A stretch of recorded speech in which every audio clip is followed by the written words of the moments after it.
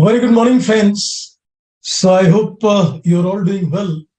And most importantly, you've been doing your cumulative revision on Ind AS 115.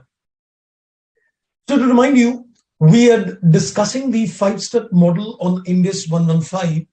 And I am now on the focus on step number 3. We've covered in detail the step number 1, that is identify the contract. And we've done the step number 2, which is identifying the performance obligation. And we are on step number 3, which is determination of the transaction price. In the yesterday's class, I had given you the inputs that when you're determining the transaction price, there are a total of 5 agendas which we confront in terms of computation of the transaction price. Number 1, the transaction price would contain a fixed consideration. Now, the only thing which you need to keep in mind is that when the consideration is fixed, you need to consider that we need to consider the consideration without any GST. GST is not a part of the revenue of the entity, but it is a collection on behalf of a third party. So that's not considered as a part of the TP. Then I discussed with you the concept of a variable consideration, and that was a 5-step model which we developed. And we did a comprehensive question that was a November 2020 examination question. Now, the focus is on the third agenda, and that is a significant financing component which might be there in the transaction price. And there was another wonderful question which I pinpointed earlier in January 21, which of course I'm going to do today with you, which was a 12 marks examination question. But I think first we need to build up a concept with regard to the significant financing component. Yesterday, I gave you a little brief also on the concept of a significant financing component. But I think first of all, let me start with a little warm exercise. Let's give you a basic input again in terms of why we are talking in terms of a significant financing component in a transaction price. Now here again, what I've done, I've created a very basic step-by-step model out here. So it's going to be a simple 3-step model so that we don't go wrong in terms of identifying whether a given transaction contains a significant financing component or not. So let's begin the journey. Now hear this very carefully. What I'm about to add to you is a very crucial concept, because here some of the students sometimes tend to get confused in terms of. So there are 2 typical situations we need to be careful on. Before I develop the 3-step model, I want to make a walkthrough in terms of certain journal entry, in terms of certain concept which would get attached to this particular concept. Let's watch this carefully. Now I am looking at the step number 3, wherein we are looking at a determination of a transaction price, and within that we are saying that is there a significant, the word is very clear in the standard, significant financing component. Well, when I say financing component, let me tell you, financing component could be in terms of a finance charge, or financing component could be in terms of a finance income. You know, many people think that when we're looking at a financing component, the idea what comes to the mind is that it is a finance charge. Now, finance component means we're looking at a finance income as well, and we're looking at a finance charge as well. And the word used is significant financing component. Now, what is significant is not being defined directly in the standard, but there is a little guidance in terms of how do you identify whether the financing component is significant or not. Now, let's watch this carefully. You know, at the first instance, what you need to do in a particular question is there are 2 kinds of situation. There will be 2 kinds of situation. Situation number 1. The first situation is that you transfer the control of goods to the customer as of today. You know, I'm not saying that you transfer a risk and reward. Let me also add something at this stage. Ind AS 115 focuses that once you need to recognize revenue, which we're going to see in step 5, there has to be a transfer of control. Earlier, when you've done the revenue standards in IGAP, the focus has always been on the transfer of risk and reward. This standard, takes it further and it says, no, we're not considering that if you transfer the risk and reward to the customer, revenue recognition would take place. We need to focus on that a control is transferred. Now you would say, so what is a difference between a risk and reward test and a control test? Don't worry, that's what we're going to discuss when we come to step number 5. But as of now, you need to remember that the revenue recognition can take place only when the control of the goods and services has been transferred to the customer. And the word control is much wider as compared to the concept of risk and reward test. That's all for the time being. Rest, what is a control test? We will see that in step number 5. So I'm saying that you transferred the control to the customer, let's say as of today. But the payment is made by the customer at a later date. The payment is made by the customer at a later date. So there is a time gap. There is a time gap between when you transfer the control of goods and service to the consumer, to the customer, and when he makes a payment. Now, what is important is that this time gap, the time gap between the two events should be 1 year or plus. It should be 1 year or plus. So that means if I'm trying to identify that there is a presence of interest element in a transaction, there is a presence of a financing component in a transaction, what is important is that the time gap between when you transfer the control and the payment is made with the customer is 1 year or plus. So if you say, yes, the time gap is 1 year, now see what kind of entries I'm going to pass. I am not telling you right now that whether there is a significant financing components and other things. I'm saying, let's assume for the time being that if the time gap between the transfer of control and the payment is 1 year plus, let's consider that there is a significant financing component in the transaction. Now let's see the kind of journal entries which we will pass in this particular case. Now, what I'm going to do, when the control is transferred, I would put the entry recognizing a trade receivable because I made a sale to the customer, but he's not given me money. But of course, I would recognize a trade receivable, a debtors in my books of accounts, and correspondingly, I would give a credit to the sales revenue as well. So this is the entry which will be done as of today.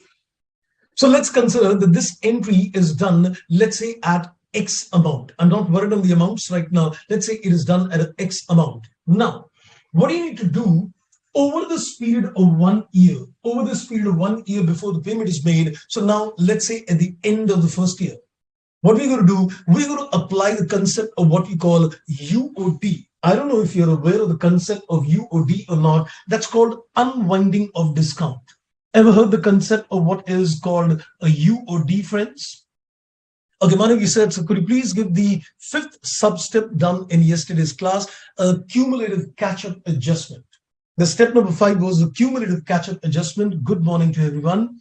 Okay, so anyway, I don't know if you've done the concept of unwinding of discount or not, but let me tell you something very carefully. If you look at the Indian accounting standards, generally, whenever there is a gap between the two events, like for example, the control is transferred, and in this particular case, the payment is being received 1 year or later, we are always going to apply the concept of unwinding of discount. That means we're going to attribute the concept of a finance charge. So in this particular case, not a finance charge in this case. So what we need to do in this particular case, I will indirectly tell the customer, you owe me interest. Now, let me also give you something more logical. If the control of the goods is being given to the customer, hear this carefully. If the control of the goods and services is given to the customer and he makes a payment at a later date, is the customer enjoying the benefit of financing? Is the customer enjoying the benefit of financing? Yes, he is. Because you transfer the control of goods and services today and he makes you a payment at a later date, the benefit of financing is going to the customer. So if the benefit of financing is going to the customer, we need to attribute a finance income for the entity. Because then indirectly you can say, given indirectly a loan to the customer and he's getting a benefit of delayed payment, which you can say is a deferred consideration. So in this particular case, what we're going to do, we're going to attribute a finance income that is at the end of each year. Let's say the period is 3 years, you're going to attribute a finance income at the end of each year. And this finance income is being attributed because the benefit of financing is being enjoyed by the customer. And therefore, I need to attribute a finance income in the books of the entity. Now, what happens in this case? Let's say the trade receivable was recorded at 100. And let's say the interest was unwinded at 10%, let's say at 10 rupee. So now you can see that the amount in the trade receivable at the end of the first year is standing at 110. Because you recorded the trade receivables earlier at 100 and then you unwinded the interest at the rate of 10%, your trade receivable is now standing at 110. So now when you receive the money from the customer, that is when he makes a payment, the entry becomes bank account debit and trade receivable gets a credit, and this is going to be with 110 rupees. I think makes complete logical sense. Which means that we are saying that if a customer gives you a payment at a later date, of course, I cannot wait for a revenue recognition. So revenue recognition would take place immediately when the control of the goods is being transferred to the consumer. So when you transfer the control, you put the entry for the revenue recognition, the trade receivable gets a debit and the sales revenue gets a credit. And then there is an unwinding of discount. Since the customer is getting the benefit of financing over the period of 1 year, we need to attribute a finance income for the entity. And then once you receive the money, the entry is simply bank debit and trade receivable gets a credit. Okay, so this is one case. Let's now look at a situation number 2. This is a reverse of the first situation. So let's have a look at the situation number 2. Why I'm giving you the entries at the very inception so that we are able to correlate the concept of why we are looking at the concept of financing component. Now, let me also say something. One thing is pretty clear that if you transfer the control today and the payment is made by the customer today itself, if you transfer the control today and the customer makes a payment today itself, naturally, he is not going to pay you more than the cash selling price prevailing today. But if the control is transferred today and the payment is made with the customer at a later date, the company would certainly charge him a bit extra because there is a deferred consideration. So the company would definitely charge him extra. That extra money charged is not your revenue. It is supposed to be your other income. I guess you're getting the point. So therefore, the amount of revenue which you're recognizing is typically the cash selling price as of today, and the extra element of money which you're collecting from the customer for a delayed payment is the other income. So at the end of the day, when you're going to prepare your income statement, you're going to reflect two different components of your income. You're going to reflect the revenue from operations, which is based on a cash selling price, and you're going to reflect the other income that is a finance income, and which makes logical sense. Because whatever consideration is collected from the customer is not purely due to sale of goods. It contains one element which is a revenue from operations, which is the cash selling price today, and that contains another element which is an interest income for a deferred consideration, and that becomes another income. So therefore, it makes logical sense as well. Let me see if there are any questions coming to your mind in between as well. Okay, John, you said, so we have contracted with a customer for 100 fixed consideration, then why will he give 110 as per the agreement? Okay, let me, I think, first of all, clarify this once again. I never said that the consideration is 100. I am indirectly saying that this entry will be done with the promised consideration. This entry is going to be done with the amount of the promised consideration, and this entry will be done, you can say, with the cash selling price. So you can say that the first entry is being done with the cash selling price, not with the amount which the customer promised to pay. So you can say this is the TP.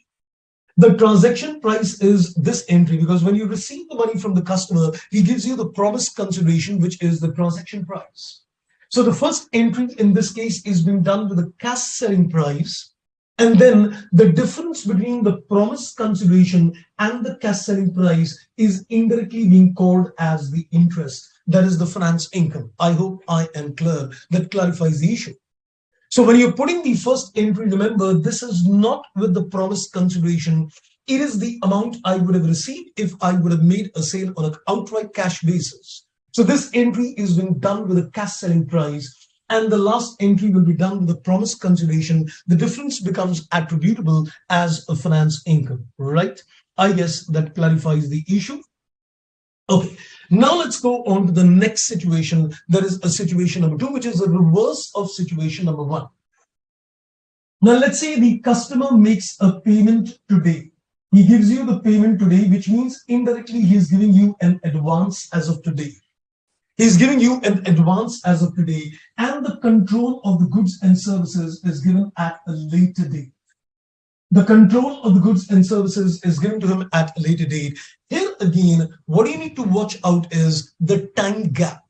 You need to again consider that in this particular case, if the time gap is supposed to be 1 year or plus, if it is 1 year or plus, I would consider that yes, there is a significant financing component. Now, ask yourself a question. If a customer gives you an advance consideration, who is getting the benefit of financing? In this case, the benefit of financing is going to the entity, because the customer pays me an advance consideration. So as an entity, I'm getting the benefit of getting that money. I'm getting the benefit of financing. So in this case, I need to attribute a finance charge. So what I'm going to do, when you receive the payment as of today, the entry is going to be bank account gets a debit, and you could correspondingly create a contract liability as a credit. So whatever is the amount of advance which you receive, you will put this entry bank debit and contract liability credit, because I can't recognize a revenue in this particular case. Because in this particular case, I've just received an advance and I yet owe the performance obligations to the customer. So the entry becomes bank debit and contract liability gets a credit. Now, what do you do over this period of 1 year? Let's say at the end of the first year, since this contract liability is indirectly like a loan. I'm not saying it's a loan, but it's indirectly like a loan. So I am liable to pay an interest on that. So what I'm going to do at the end of the first year and at the end of each year, I'll put the entry finance charge gets a debit and the contract liability gets a credit. This is technically, you can say, is purely a concept of unwinding of discount. Because when we say the concept of UOD, unwinding of discount, it basically means attributing a finance charge in the books of accounts. So in this particular case, we are technically doing what we technically call in Ind AS and in IFRS as UOD. That's called unwinding of discount. And trust me, whether you do Ind AS 16, when you buy assets on a deferred consideration, that means you get the control and you make a payment at a later date. You'll see that in many of these standards, even in terms of Ind AS 37, in terms of Ind AS 16, 38, various places, that the concept of unwinding applies. It applies even in terms of financial instrument standards as well. Everywhere you're going to see a time gap, you're going to see the element of unwinding of discount. So the interest is unwinded, and then once the control of the goods is being transferred, you're going to put the entry that is contract liability will get a debit and the revenue is going to get a credit at this stage. Let's say, for example, the first entry is done with the amount of 100 rupees, what the customer paid. Then you recorded a finance charge of 10. The last entry is going to be done with 110.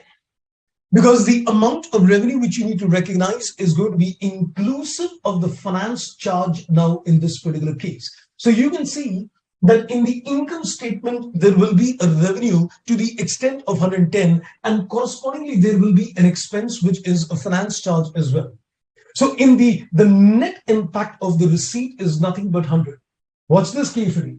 You are recognizing a revenue to the extent of 110 in the books of accounts, but at the same time, there will be a finance charge as an expense. So ultimately, the amount of net income which you're recording in the income statement matches with the collections from the customer as well. So, moral of the story, let me just consolidate the picture once again to you. What we are saying that a transaction price could contain a significant financing component. Now, when I say that it could contain a significant financing component, you need to be careful that financing component does not mean a finance charge always. Many times people tend to get confused that when we're looking at the concept of financing component, what comes to the mind is a finance charge. It can be a finance charge, it can be a finance income. It all depends upon that whether you're looking at the concept, that whether it is a situation number one, which you can say is technically a case of a deferred consideration. It is technically a case of a deferred consideration. And if you look at the situation number two, it is technically a case of advance money receipt. So we can logically even think that if it is a case of a deferred consideration, we as an entity transfer the control to the customer. He makes a payment later, so the customer gets the benefit of financing. So whenever it is a case of a deferred consideration, this would mean that the benefit of financing, I'm just putting it very carefully, the benefit of financing goes to the customer. When the benefit of financing goes to the customer, in this particular case, what the entity, the reporting entity is required to do, it is required to recognize a finance income. Get the chain clear? So when you say that it is a case of a deferred consideration, your mind should immediately tell you who gets the benefit of financing, the customer. When the customer gets the benefit of financing, I've indirectly given a loan to the customer, so the entity needs to record a finance income. If you look at the other situation, when it is a case of an advance, in this particular case, you can say who gets the benefit of financing. It is the company. The reporting entity gets the benefit of financing because you receive the money today and you're getting the benefit of financing. So in this particular case, the reporting entity is supposed to record a finance charge. So a finance income for a deferred consideration, a finance charge for advance consideration is what you need to attribute. So you need to remember that entries to be done at the time of control transfer, one, entries to be done when you receive the payment, and in between the finance income. When you say the payment is received, entry number one is the collections. Then at the time the control is transferred, the revenue recognition, and in between, you need to attribute a finance charge in this case.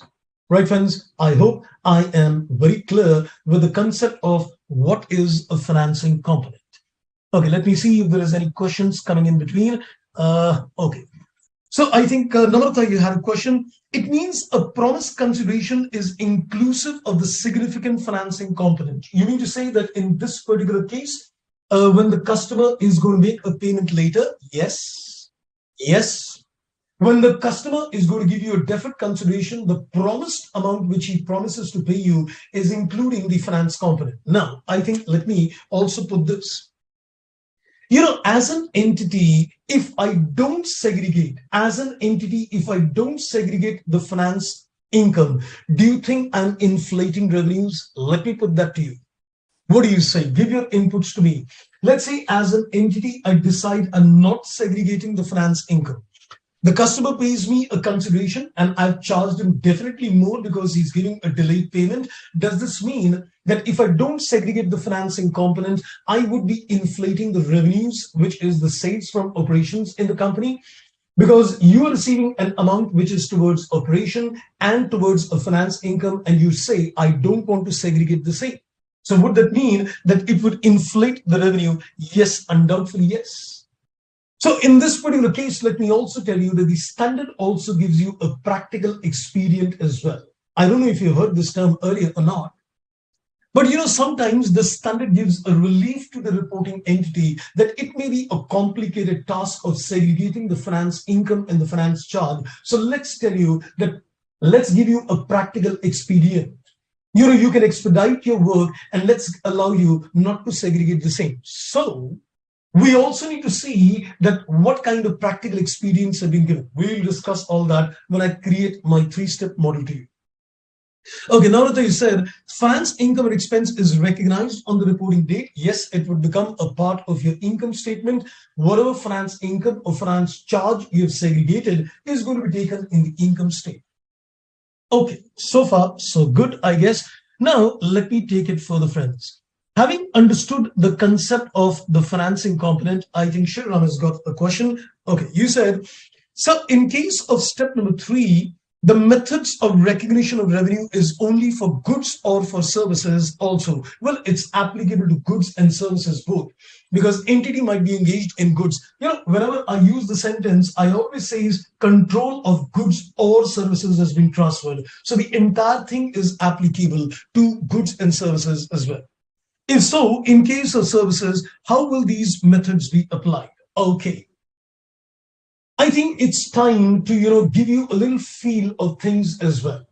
Because we've reached a particular point where I think there is one small little confusion which I feel I need to clarify at this stage. So I'm just going out of the financing component discussion and going to give you a basic connect now, a better connect in terms of 5 steps. I gave you a connect of the 5 steps earlier, but I think it's time to give you a little more connect. Let's have a look, friends, out here. This is going to clarify the confusion which I think you might have. Okay, let's have a look out here. See this very carefully, friends. If you remember, we've decided that there is a 5-step model. So I'm just making a walkthrough of the 5-step model so that you get a clarity of thought. Because this is something which I'll have to come back to a little later as well. So let me, I think, discuss this at this stage. Watch this very carefully. This is going to give you a good clarity of thought with regard to the 5-step model. So let's have a look very carefully on this. Now, I am considering two different situations. And watch this carefully. I know this may not be exactly connected to what you said, but this is going to give you a clarity. So let's take two different situations. Number one. The first thing is that you see that is there a valid contract, and it is simply looking at the presence of those 5 conditions, and we said yes, it is undoubtedly a valid contract. So it is only scrutinizing the agreement between the customer and the entity, and you look at the 5 elements and you say yes, it is a valid contract. Let's go ahead. So this is nothing to do in terms of any accounting. It is purely an assessment that the terms of the contract are clear and it is a valid contract. The 5 essential elements are there. Then you go to the step number 2 and you identify the performance obligations. Now let's consider situation 1. Let's say if you look at the number of promises, let's say there are 2 promises, but it becomes 1 performance obligation. Let's say there are 2 promises and it becomes 1 performance obligation. The promises are 2, but you applied the step number 2 and you said there is only 1 performance obligation. Then in step number 3, you said, let me get the transaction price, and you got a fixed consideration or maybe a variable consideration or maybe a significant financing component, whatever, you got the TP. Now the question arises, is step number 4 applicable to me? You need to allocate the transaction price to the various performance obligation. So is the step number 4 going to be applicable to me? Of course not. If you've got a single performance obligation, then where is the question of step number 4? So can I say step number 4 is not applicable at this particular stage? I have something to tell you, which I'm going to tell you after my second discussion. So in this particular case, in step number 5, you are now looking at the timing factor for the recognition of the revenue. And in terms of the timing factor, you decide that do we apply a percentage of completion method or do we apply a completed contract method? Should I start recognizing the revenue as and when the work is being done, or should I wait for the entire work and then recognize the revenue? So you're concentrating on this performance obligation and you're saying on this performance obligation, do I follow this or do I follow this? So you need to take a decision that what is the timing factor for the recognition of revenue. I think this would be pretty much clear indeed. Now let's have a look at another situation with you. Let's take another situation out here. Let's say now these 2 promises becomes 2 performance obligation. The 2 promises becomes 2 performance obligation. Now these promises may be a bundle of goods, or it may be a mix of goods and service, or it may be just a blend of services, right? So when you're looking at the promises, it may be simply 2 goods, it may be 2 services, it may be 1 goods and 1 service. That doesn't make a difference at all. Okay, so here again, you look at the validity of the contract. and you said there are two performance obligations, the consideration is fixed, variable, whatever. Is the step number 4 going to be applicable now? Of course, yes. Of course, yes. You need to allocate the transaction price to the various performance obligations. Why do you need to do that? Because in this particular case, you've got two performance obligation. You've got two performance obligation. Now you need to decide that whether we are going to apply a percentage completion method for the obligation 1, or are we going to apply a CCM for the obligation 1? You're also going to decide that for the obligation number 2, are you going to use the percentage completion or a completed contract method? So it is quite possible that for one performance obligation, the revenue is taken on a CCM. For the other performance obligation, the revenue is taken on a percentage completion method. Mind the words carefully. So when you allocate the amount of transaction price to the various performance obligations, you are segregating the TP, because you need to decide this portion of the TP is taken on which method, and this portion of the TP which relates to the obligation 2 is to be taken as per which method. I guess that gives you a clarity of thought, right? I thought it is good to give you a connect in terms of things. Now, within this particular model, there could be other kind of complications as well, but we don't want to get into all those kind of complications because we are already discussing the various kind of complications which could arise under each step, right? I guess, my friend Shriram, you get your answer clear on that, I guess. Okay, so I think that should answer the query, I believe, and I think that would give you a good connect in terms of what we are discussing. I think so. Okay. Now, coming back to the agenda, with this clarification in hand, let's come back to the agenda. So now what I'm going to do, we are discussing the concept of a significant financing component in a transaction. So I am now going to give you a 3-step model. I'm going to give you a 3-step model, and then we're going to do that question on January 21 examination question, which has given us a wonderful clarity of thought. But remember one thing, that the very first thing you need to see in the question is that is it a situation 1 or is it a situation 2? That's the most important thing you need to watch out, because many people tend to get confused. So you need to watch out whether you transfer the control and the payment is later, or the payment is collected first and the control is given later. Identify carefully the situation. Now, let me just read a few things to you with regard to the concept of significant financing component in this case. So a few things which I want to make a run through. So I've just taken a few extract of a little inputs given in the standard. So I'm just going to take you on a run through of this. A few paras, just give me a second. So a few things which I want to read across, and then I am going to build my 3-step model to you. Okay, let's, I think, first have a look on the para number 62. So you don't need to remember the para number. This is only for the reference. So I am just reading 2 different inputs which are given. So I think first of all read the para 63. So let me, I think, first read the para number 63 to you. Let me zoom this further. I'm going to create my 3-step model after I've read a few things with you. So this is all given in the study material as well. See what it says in this particular para number 63. As a practical expedient,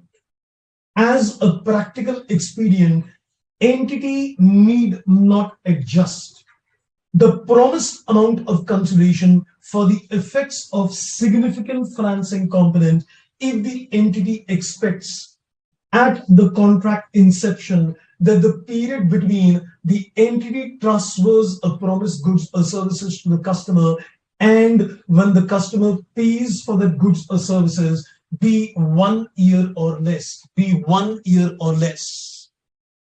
Now, let me tell you one thing, friends, at this stage. As a practical expedient, entity need not adjust.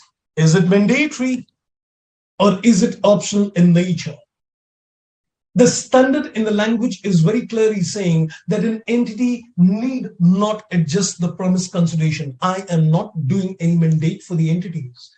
I'm just giving them a relief.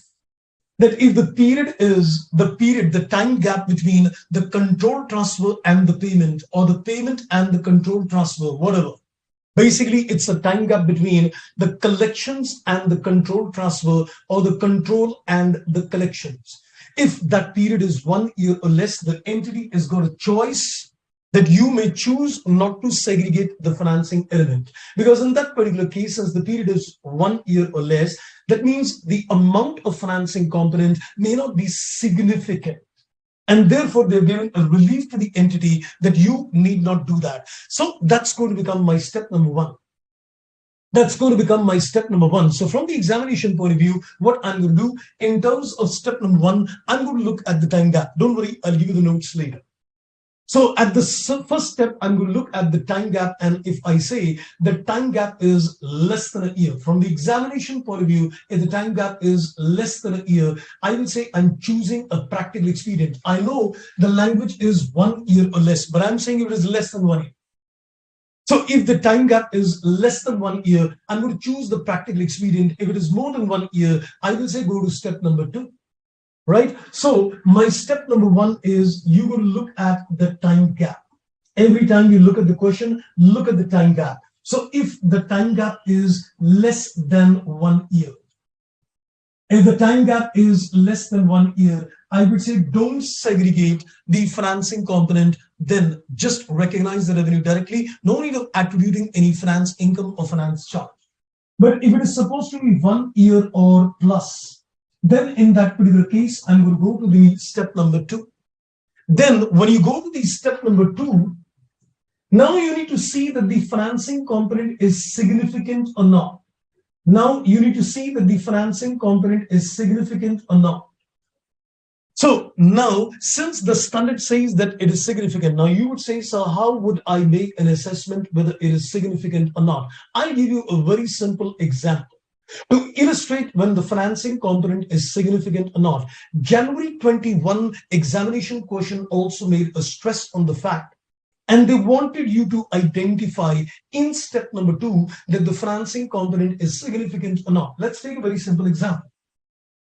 Let's say, for example, the consideration would have been collected 1 lakh if the money would have been collected today. If I transfer the control today and I collect the money today, I'll tell the customer pay me 1 lakh. But since the customer is going to make a payment after 2 years, I said you're going to give me 1,21,000.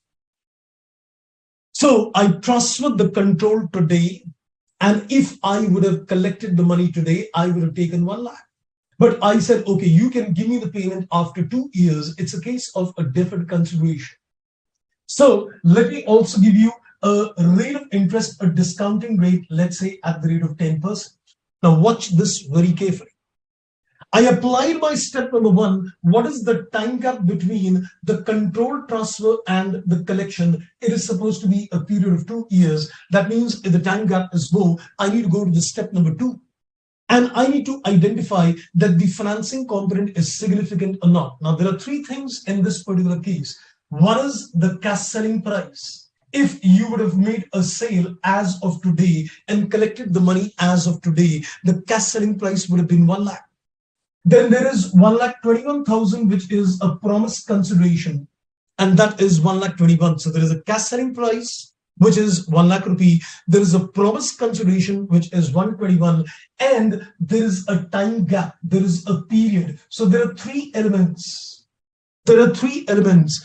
The element number one is the cash selling price. The element number two is the promised consideration. The element number three is the time gap. See the correlation between the three elements.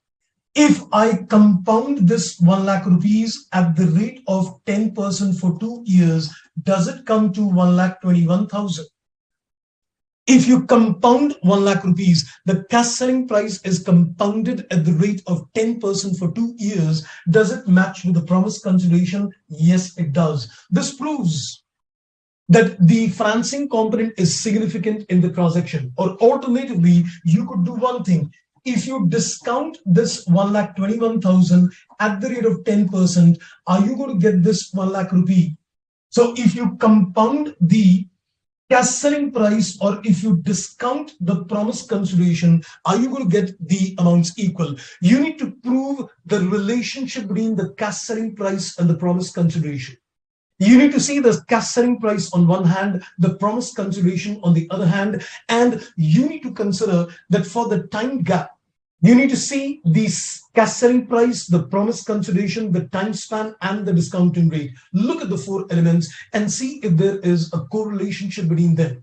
If you can prove that the compounding of the CSP or the discounting of the promised consideration is equal, is matching with the other figure, it proves that the financing component is significant. A similar illustration is given in the study material as well. A same illustration is given in the study material, wherein they've given you the same example with the same figures, that the cash selling price is 1 lakh rupee, the promised consideration is 121, the time span is 2 years, and the discounting rate is 10%. Now, you would also ask me, so how do you select this discounting rate? How do you know which discounting rate is to be considered? Well, the discounting rate to be considered, the standard says, is that if the entity and the customer would have entered into a separate financing transaction altogether, what would have been the interest rate on that financing transaction?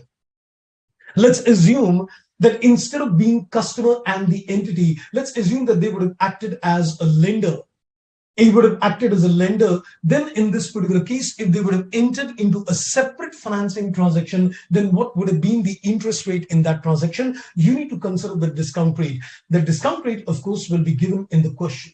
You need not worry upon the fact that what kind of discounting rate is to be taken. So which means identifying whether the financing component is significant or not is looking at the relationship between the cash selling price, the promised consideration, the time gap, and you need to use your discount rate. You need to use the discount rate to prove the relationship between these three elements. So either compound the CSP or discount the promised consideration and see that are you able to prove that the discounted value of the promised consideration is almost equal to CSP. I know the questions might be coming to your mind. I'm not saying that it will exactly be equal. You need to see that the present value of the promised consideration is approximately equal to CSP, or the compounded value of the CSP is approximately equal to the promised consideration, and that would prove that it is significant in nature. If it is not significant, I will stop. If you're not able to prove the relationship, I will stop. I will say I'm not segregating the financing element. And then if you say yes, you need to go to the step number 3. Even though you've said that the time gap is 1 year plus, even though you've said that the financing component is significant, you still need to wait before you segregate the financing component. Reason, the standard has given us a total of 3 exceptions. The standard has given us a total of 3 exceptions where the financing component is not to be segregated. So even if you say that the time span is more than a year's time, the financing component is significant, but there are 3 exceptions given in the standard where they clearly say that you don't have to segregate the financing element in this particular case. So I need to be careful that the question doesn't fall in those exception categories. Let me see if any questions are coming in between. I know we are speaking quite technical indeed. Okay, Shriram sir, yes, I got clear about what you said, but I'm replying late since I'm running late by 2 minutes. Okay, not an issue. Okay, I think Rameshri, you said, so what is the meaning of a practical expedient? Well, as the word goes, practical expedient, the word expedient means expedite, making it fast, making it easier for the industry. You know, standard setters in many places in Ind AS and in IFRS have realized that it is going to be too technical and too time consuming, and maybe it might be putting a lot of pressure on the company to segregate certain information. If you remember the conceptual framework of the financial reporting, we never want entities to give information where the cost of obtaining that information exceeds the benefit of that information. I put it again.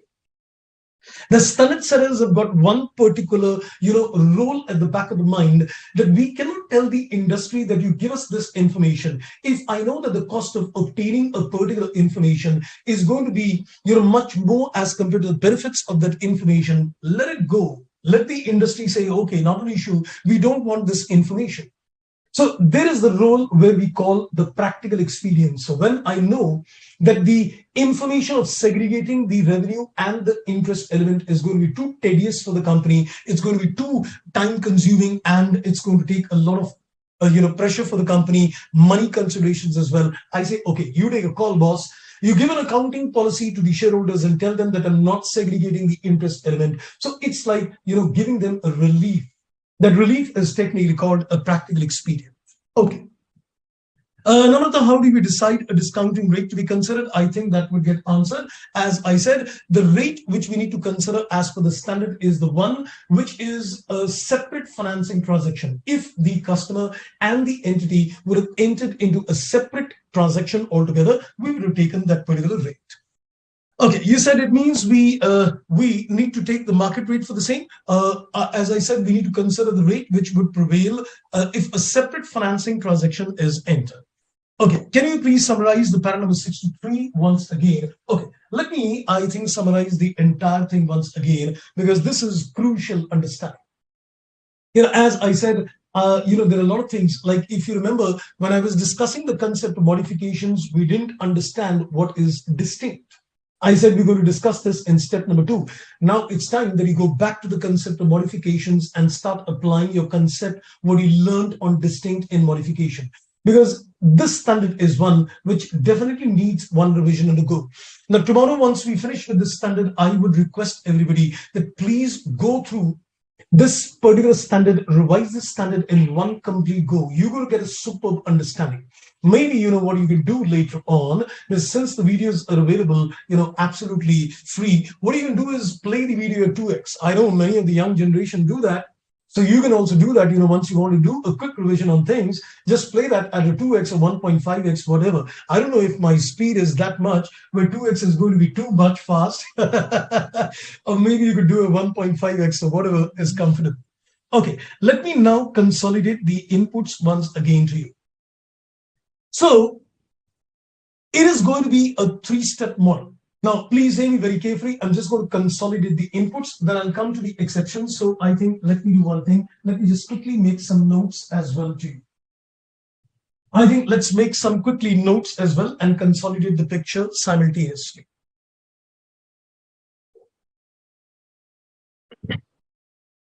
So when I'm looking at the concept of significant financing component, so when you're looking at the concept of a significant financing component, this is how you're going to proceed with the question.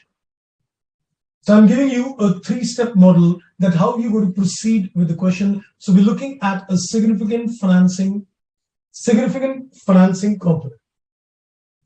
So we're looking at a significant financing component. Now, how you're going to proceed in the examination on a particular question is something like this.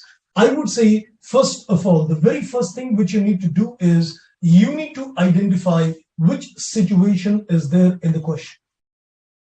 There are only 2 situations you will confront in the question. There are only 2 situations you'll confront. Situation number 1.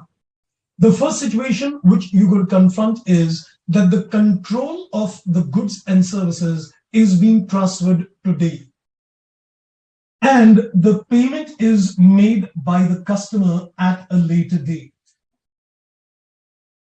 So if you see in a question that the control is given today and the payment is made later, immediately what should come at the back of your mind is that this is a case of a deferred consideration, DC. Your mind should work systematically that this is a case of a deferred consideration. And if it is a case of a deferred consideration, who is getting the benefit of financing? Immediately, your mind should tell me that the benefit of financing is going to the customer. And if the benefit of financing is going to the customer, the entity is supposed to earn some income that is a finance income. So the entries should flash at the back of your mind. The second is that the payment is made by the customer today. The payment is made by the customer today, and the control of the goods and services is given to the customer at a later date. So that is situation number two, reverse of situation number one. Now, immediately when you start looking at the situation number two, what should come to the back of the mind is that this is a case of an advance consideration. Immediately it should come to the mind, it's a case of an advance consideration. So who got the benefit of financing? The trail is that the benefit of financing is gone to the company. And if the benefit of financing is gone to the company, it's time to record a finance charge, and the entry should flash at the back of the mind. So when you do a question, your first focus has to be situation. Don't go to the three-step model. First of all, just get the focus very clear. Is it situation one or is it situation two? So you can see that it is a deferred consideration, finance income. It is an advance, then there is a finance charge. Great. This is one bit. Then we come to the three-step model. Then you come to my three-step model in this particular case. Now, what do you need to do in terms of the three-step model? Let's have a look. Third step is yet to be discussed. No worries, we're going to do that. Now, in terms of the step number one, you need to now look at the time gap. You need to look at the time gap. The time gap could be in terms of situation one or situation two. You need to see the time gap between these two events or these two events, whatever the case might be. You just need to see the time gap. Why are we looking at the time gap? Because we have a practical expedient which says that if the gap is less than a year, though it says 1 year or less, but I'm saying from examination point of view, less than a year. So you're going to see the time gap, and in this particular case, you'll say, okay, is the time gap less than 1 year? Is the time gap less than 1 year? The standard gives me a choice. The standard gives me a choice not to segregate the financing component, but from the examination point of view, I will go for the choice. So we will not segregate. We will not segregate the financing component. I'm not going to segregate the financing component if the time gap is less than a year. You can give a note to the examiner, since the time gap is less than a year's time, the company has got an option to avail the practical expedient given in the standard. I'm not saying it's mandatory. The company has got an option to exercise the practical expedient. Okay. Then if you say that the time gap is 1 year or above, it's 1 year or more than 1 year, then I'll say, okay, let me go to the step number two. Pretty simple and straight. Pretty simple and straight. I'll say, okay, let me go to the step number two. Let's go step by step. Now, in terms of the step number two, once you've identified that the time gap is 1 year or plus, now you need to see, now you need to check. Now you need to check that the financing component is significant or not. So we need to see that the financing component is significant or not. So this is something which is a pure mathematical exercise.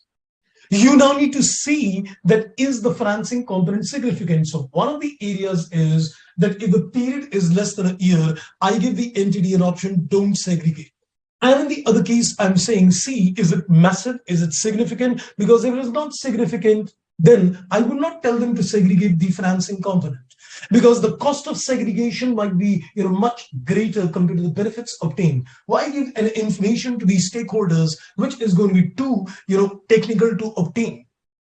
So when you say check it is significant or not, what you need to do, you either compound the cash selling price. Will the examiner give you the cash selling price? Yes. You either compound the cash selling price at the given discount rate for the period of time, that is n years.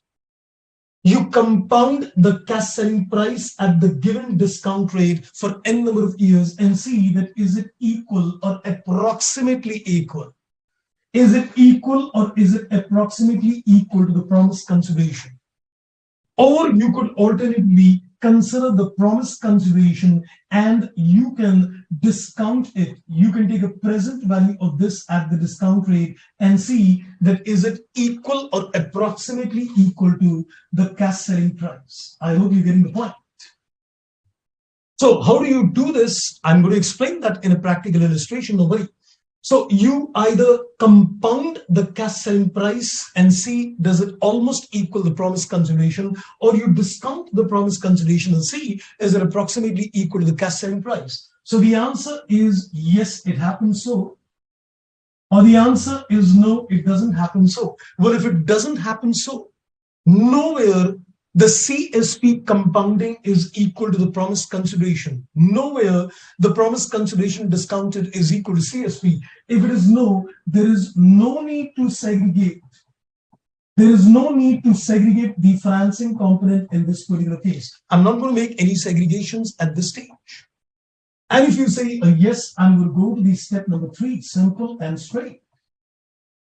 And once you go to the step number 3, in step number 3, we've got certain exceptions. The step number 3 has got certain exceptions. There is a list of 3 exceptions where it says, don't segregate the financing component. So we need to see that once we are saying the time gap is 1 year plus, the financing component is significant. We need to see, boss, I hope it's not a case of exception where the standard says don't segregate. So if you say that yes, it is a case of an exception, no need to segregate. No need to segregate the financing component in this particular case. If you're falling under the exceptional area, there is no need to segregate. And if you say no, you're not falling under the exceptions, please segregate the financing component. I hope I am pretty much clear. I'll talk about the exceptions right now, but I hope I am pretty clear on my 3-step model and the entire concept of financing component. I'm spending a good time on this because as you know that there have been huge weightage questions, and unless you're conceptually clear about the logic and all, you can't really handle a question, right? Let me see if there are any questions coming to your mind so far. Okay, is everything clear, friends, at this stage? Are we absolutely clear with the concept? And if you've not taken a note on this, let me discuss the exceptions with you. But I hope I am pretty clear with the conceptual framework, how you are going to proceed step by step in terms of deciding the time gap, whether it is significant, and then looking at the exceptions. I hope so. I think everybody should be quite clear with this. Okay, I didn't get much messages on that because I think sometimes there is a slight little delay, but maybe you can send your messages. Okay, now let's, I think, come to the exceptions. So I think, let me just give you a list of the exceptions directly. Let me give you the list of the exceptions which are given in the standard. Let's give you the exceptions where the financing component is not to be segregated. Look at the 3 exceptions. Number 1. The first exception is that the customer pays an advance. The customer pays an advance. So is it applicable to a deferred consideration or is it applicable in case of advance? I don't think so. I need to say something. The language itself is clear. The first exception does not apply to a deferred consideration. It applies to the concept when the customer pays advance. So when the customer pays advance and the control of goods and services is at discretion of customer. The control of goods and services is at the discretion of the customer. So can you give an example where the customer makes a payment in advance and the transfer of control is purely at the discretion of the customer? Simple. In the telecommunication industry, you would see many customers go in for a prepaid SIM card.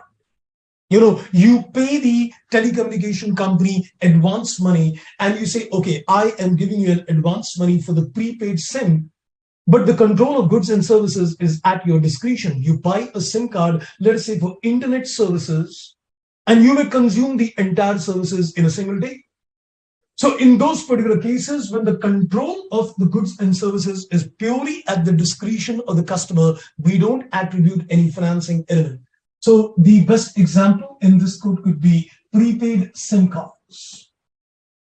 This could be prepaid SIM cards. So when the customer pays advance to the telecommunication companies and he gets a pure discretion in terms of transfer of control, then we don't segregate. Second exception. The second exception which is given in the standard is that the consideration is substantially variable. The consideration is substantially variable. The consideration is substantially variable. So the consideration comprising the TP is substantially variable in nature. So if you look at the facts of the question and you see that the consideration is substantially variable plus we can say that it is you can say the event is beyond the control of the entity. The event is beyond the control of the entity.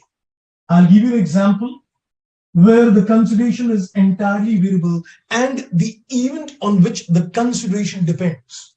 The event on which the consideration depends is beyond the control of the entity. Sometimes what happens that there is an agreement and the amount of revenue is based on a sales royalty. There is a royalty which is based on a turnover, the sales achieved by the company.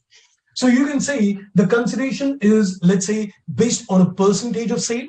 So there is a royalty to be given based on a turnover achievement. And do you think the turnover is within the control of the entity? Well, it's all based on market forces. We've got no control over the sales which will take place or not take place. So the best example which is given out here is that there is a sales-based royalty.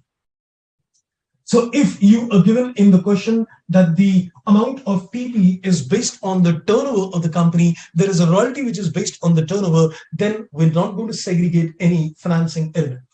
So we don't get questions on this area. This is more to do with your theoretical understanding. But the third one is the most important exception. And what is the third exception? Watch this carefully. So we can say the financing component is for reasons other than finance. It is for reasons other than finance. Let me illustrate this. So it is for reasons other than finance. The intention is entity wants to safeguard itself. The intention can be that the customer wants to safeguard himself. I'll explain what do I mean by the entity wants to safeguard or the customer wants to safeguard. A customer approaches me and he says, I want to buy certain goods and certain services from you. I know that this fellow doesn't make payment on time and he sometimes even doesn't make a payment. I tell him, boss, you pay me advance. I don't trust you. You pay me advance right now, then only I'm going to do your work, otherwise not. So I am not interested in getting a benefit of financing by taking advance from the customer. My reasons of taking advance from the customer is I don't trust him because there might be a non-payment. So sometimes the entity may try to safeguard itself because they are running the risk of non-payment from the customer. I know that the customer may not make my payment. I don't trust him. So I tell him, boss, that you pay me the advance. I know my services is going to take place for another 2 years, but if you want me to give you services, please pay me money right now. I have no intentions in terms of getting any kind of financing benefit from the customer. My intention is purely to safeguard myself from the non-payment. So I say, boss, you pay me the money right away. So I take an advance. So when the entity is trying to safeguard, the entity will say, I want an advance because I'm running the risk of non-payment from you.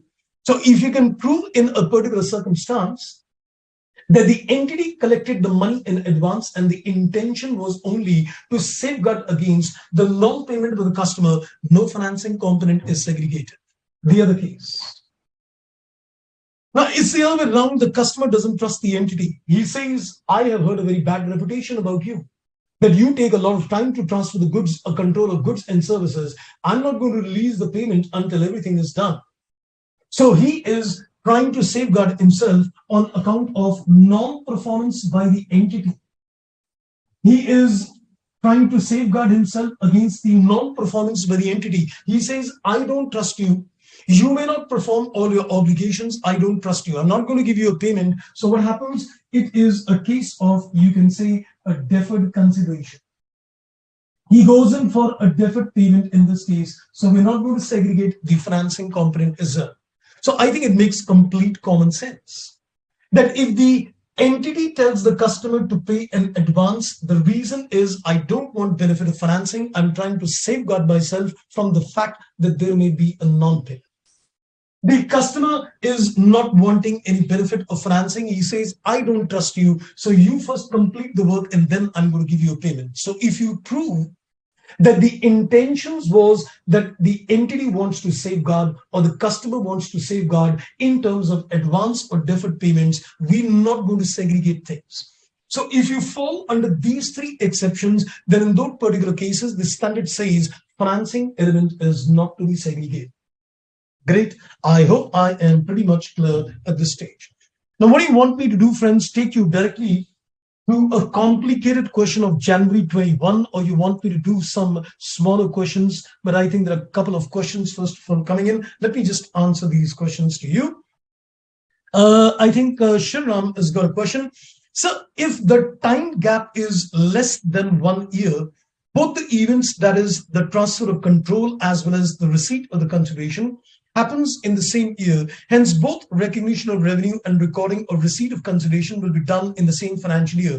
Then why will we recognize a finance income or finance charge? Well, as we said, that the practical expedient is not mandatory in nature. Even though the event may be falling in one financial year or falling in two different financial years, the entity could segregate the revenue. For example, let's say the time gap is 6 months. Okay, agreed.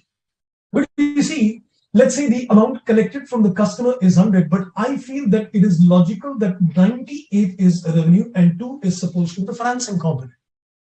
So I'm just giving a choice to the company. I'm not forcing the company as a standard setter that if the time gap is less than a year, you have to report 100. I'm just giving them a pure choice that if you're willing, you've got the time in the world to do that, please segregate the amount of revenue.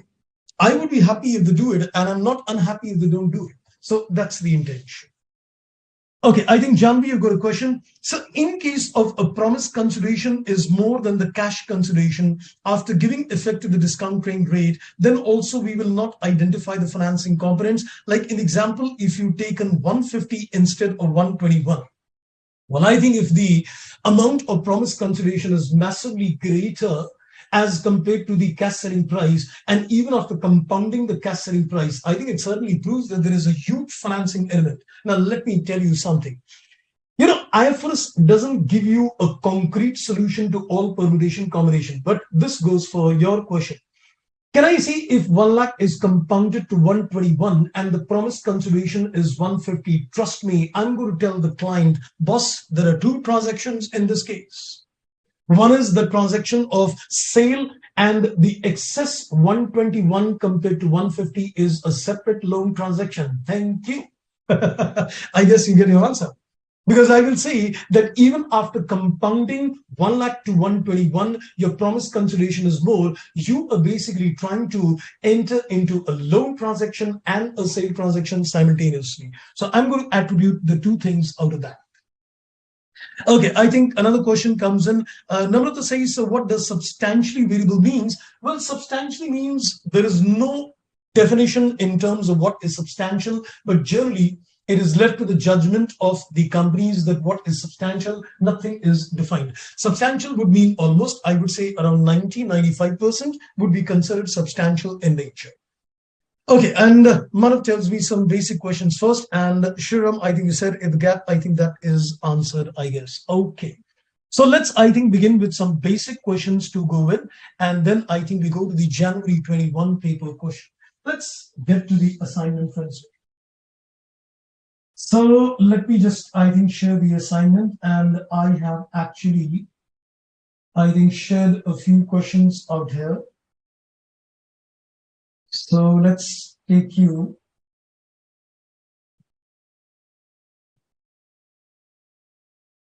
Just give me a second.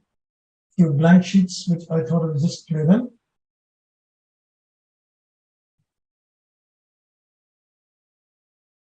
Right. So I think let's take you to a simple question to begin with. So this is the assignment question number 21. So we're going to create some very basic examples to begin with as you requested. One. Now, in this particular question, I am given, it says, T Limited sells a product to a customer for 1,21,000. You sold it for 121. That is a promised consideration. That is payable 24 months after. That is payable 24 months after delivery. If it is payable after delivery, quick question, friends, to you: situation one or situation two? Is it a case of advance or a deferred consideration?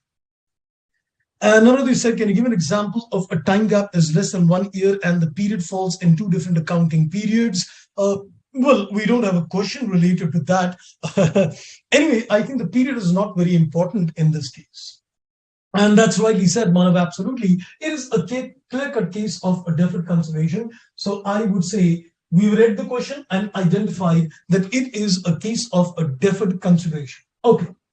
The customer obtains the control of the product at the contract inception. So the control is transferred today and the payment is made after 24 months. So the time gap is definitely more than a year. If I apply my step one, the contract permits the customer to return the product within 90 days. The product is new and the entity has got no relevant historical evidence of the returns or other available market evidence. Then he says the cash selling price of the product is 1 lakh rupees. So we are given the CSP, the cash selling price, which represents the amount the customer would pay upon delivery for the same product sold under the identical terms and conditions at the inception. The cost of the product is 80,000 and the contract includes an implicit interest rate of 10%. That is, the interest over a period of 24 months discounts the promised consideration, that is 121 to 1 lakh. He's already done the concept. He already says that I've discounted 121 and discounting 121 at 10%, it is coming to 1 lakh. He's already proven the fact that there is a significant financing component in this case. Analyze the transaction with respect to the financing component. Okay, so let me apply my three-step model out here and identify the transaction. I go to, first of all, step number one, and I say, okay, what is the time gap? I said the time gap is 24 months. So certainly it is more than a year. I go to the step number two and I say, is the financing component significant? I think it's already proven in the question that he's already said that if I discount 1,21,000 at the rate of 10% for 2 years, it is coming equal to 1 lakh. Yes, it is. Financing component is significant. Do you think it is falling under any of the exceptions? Am I given anywhere in the question that the consideration is variable? No, the consideration is fixed. Do you see anywhere in the question that there is any kind of advance received from the customer? No. Do you see that there is any kind of safeguard the entity is trying to achieve or the customer is trying to achieve? No. So which means in this particular case, you are going to segregate the financing component. And I think just in case, let me just take you to the inputs. If I want to understand, let us say the entries in this example. Just for conceptual clarity, I want to understand the journal entries which I will pass in this particular case. I gave the control to the customer, so the entry becomes trade receivable debit and the sales revenue gets accredited. Give me the amount, friends.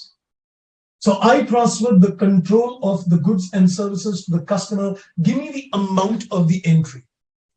1 lakh is the cash selling price and the promised consideration is 1,21,000. So tell me what is going to be the amount of this particular entry. I'm sure you can get that. And then I am going to attribute a financing component. I'm not saying finance charge or finance income because I want you to answer that. And then finally, you're going to collect the promised consideration as well. So we want to understand the one, and then it's going to be recorded at year two. So when you record the income in the year number one, can I say it will be on 1 lakh rupees at the rate of 10%, that works out at 10,000. In the second year, it will be on 1,10,000 because now the total amount of trade receivable will become 1 lakh plus another 10. That's 1,10,000, and this is going to be 11.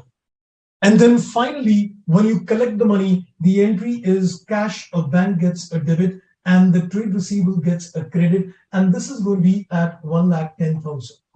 This is, sorry, 1,21,000. So this entry at the end of the second year. So this is going to be done at year end 2. So at the end of the second year, this entry is going to be done at 1,21,000. So this is how the sequence of the entries will be done. Super. I think we got the answer. So we are attributing a finance income for the period of 2 years and then accordingly we're doing this. So this illustration takes care of the step number 2. Typically, that there is a relationship between the promised consideration, the amount of cash selling price, the period, and the discounted rate. Okay, let's come back. This was one simple question which came in MTP October 21. Now let's take a very simple, cute question further. Let's go to the question number 22, where I think I've already given the answer indirectly out here. The answer is very indirectly stated out here because I've said safeguard by the customer, but let me still read it to you. It says A Limited enters into a contract for the construction of a power plant that includes a scheduled milestone payments for the performance by A throughout a contract term of 3 years. 3 years. The time gap is definitely more than 1 year. The performance obligation will be satisfied over time and the milestone payments are scheduled to coincide with the expected performance by A. The contract provides that a specified percentage of each milestone is withheld as retention money by the customer throughout the arrangement and it is paid only when the building is complete. Analyze whether the contract contains any financing component or not. So if I apply my 3-step model, step number 1, is the time gap more than a year? Yes. Step number 2, do you think that there is a significant financing component? Well, I am not given any financial data, due to which I will not be able to analyze the step number 2, but I presume that if the time gap is 3 years, then there will definitely be a relationship between those variables, and I start looking at the exception. I can sense very clearly that the customer wants to withhold the retention money in this particular case. He's saying that I'm going to withhold the money because he doesn't trust the company. He says that, I am going to give you the release, the payments once the work is done. He doesn't trust the company. So the idea is the customer is making a delayed payment, not because he wants to get a benefit of financing, but because he wants to safeguard himself. So I've written the answer. A concludes that the contract does not include a significant financing component since the milestone payments coincide with the performance and the contract requires the amount to be retained for reasons other than finance. The withholding of the specified percentage is intended to protect the customer from the contractor failing to adequately complete its obligation. So I'd already given you that when the customer is trying to safeguard himself, the intention is that I don't want that he doesn't perform the obligations. Okay. Then I've given a small little example further where you can see that there is a safeguard by the entity. So a computer hardware vendor enters into a 3-year arrangement. Again, the time gap is more than a year, to provide a customer service for customers with a low credit rating. For customers with a low credit rating, the vendor requires the customer to pay for the entire arrangement in advance. Other customers pay over a period of time. So is there any significant financing component? The entity does not trust the customer. He's got a low credit rating. He fears the failure of non-payment. He says, boss, you pay me advance. Everybody else pays over a period of time, but you got to pay me advance because I'm trying to safeguard myself. No financing element in this case. Super. Okay, so the answer is already given. Now we've got another small little question, but I think I should now take the January 21 examination question. Wow. Now that's a beautiful question. So I think I want to first of all go with this January 21 examination question. It also came in the MTP in September 22. So in the mock test papers in September 22, the same question was inserted back again. Okay, now let's have a look at this particular question. I've also shared the answer to this particular question as well, so that you get a complete feel of things. So now, very careful friends, the next 15-20 minutes is very crucial, because you are now going to see a good application of the financing component with the help of this exam. And then we're left with another two areas on step number 3, that is with reference to the non-cash consideration and the consideration payable to the customer, which we'll take care. So let's, I think, now come to the question number 24. Let us read this particular question to you. It's a January 21 examination question, 12 marks. A Limited is a company which is in the business of manufacturing engineering machine. Okay, let me just see if there is any questions in between before we go to this beautiful question. No, I think we don't have any questions in between, so we can proceed. It says A Limited is a company which is in the business of manufacturing engineering machines and providing after-sales service. The company entered into a contract with Mr. Anik to supply and install a machine, namely model PI, on 1st April 18. The contract was entered on 1st April 18. And to service this machine on 30th September 18 and on 1st April 19. So we entered into the contract on 1st April 18, and we wanted to service the machine after every 6 months, 30th September, and then 1st April 19.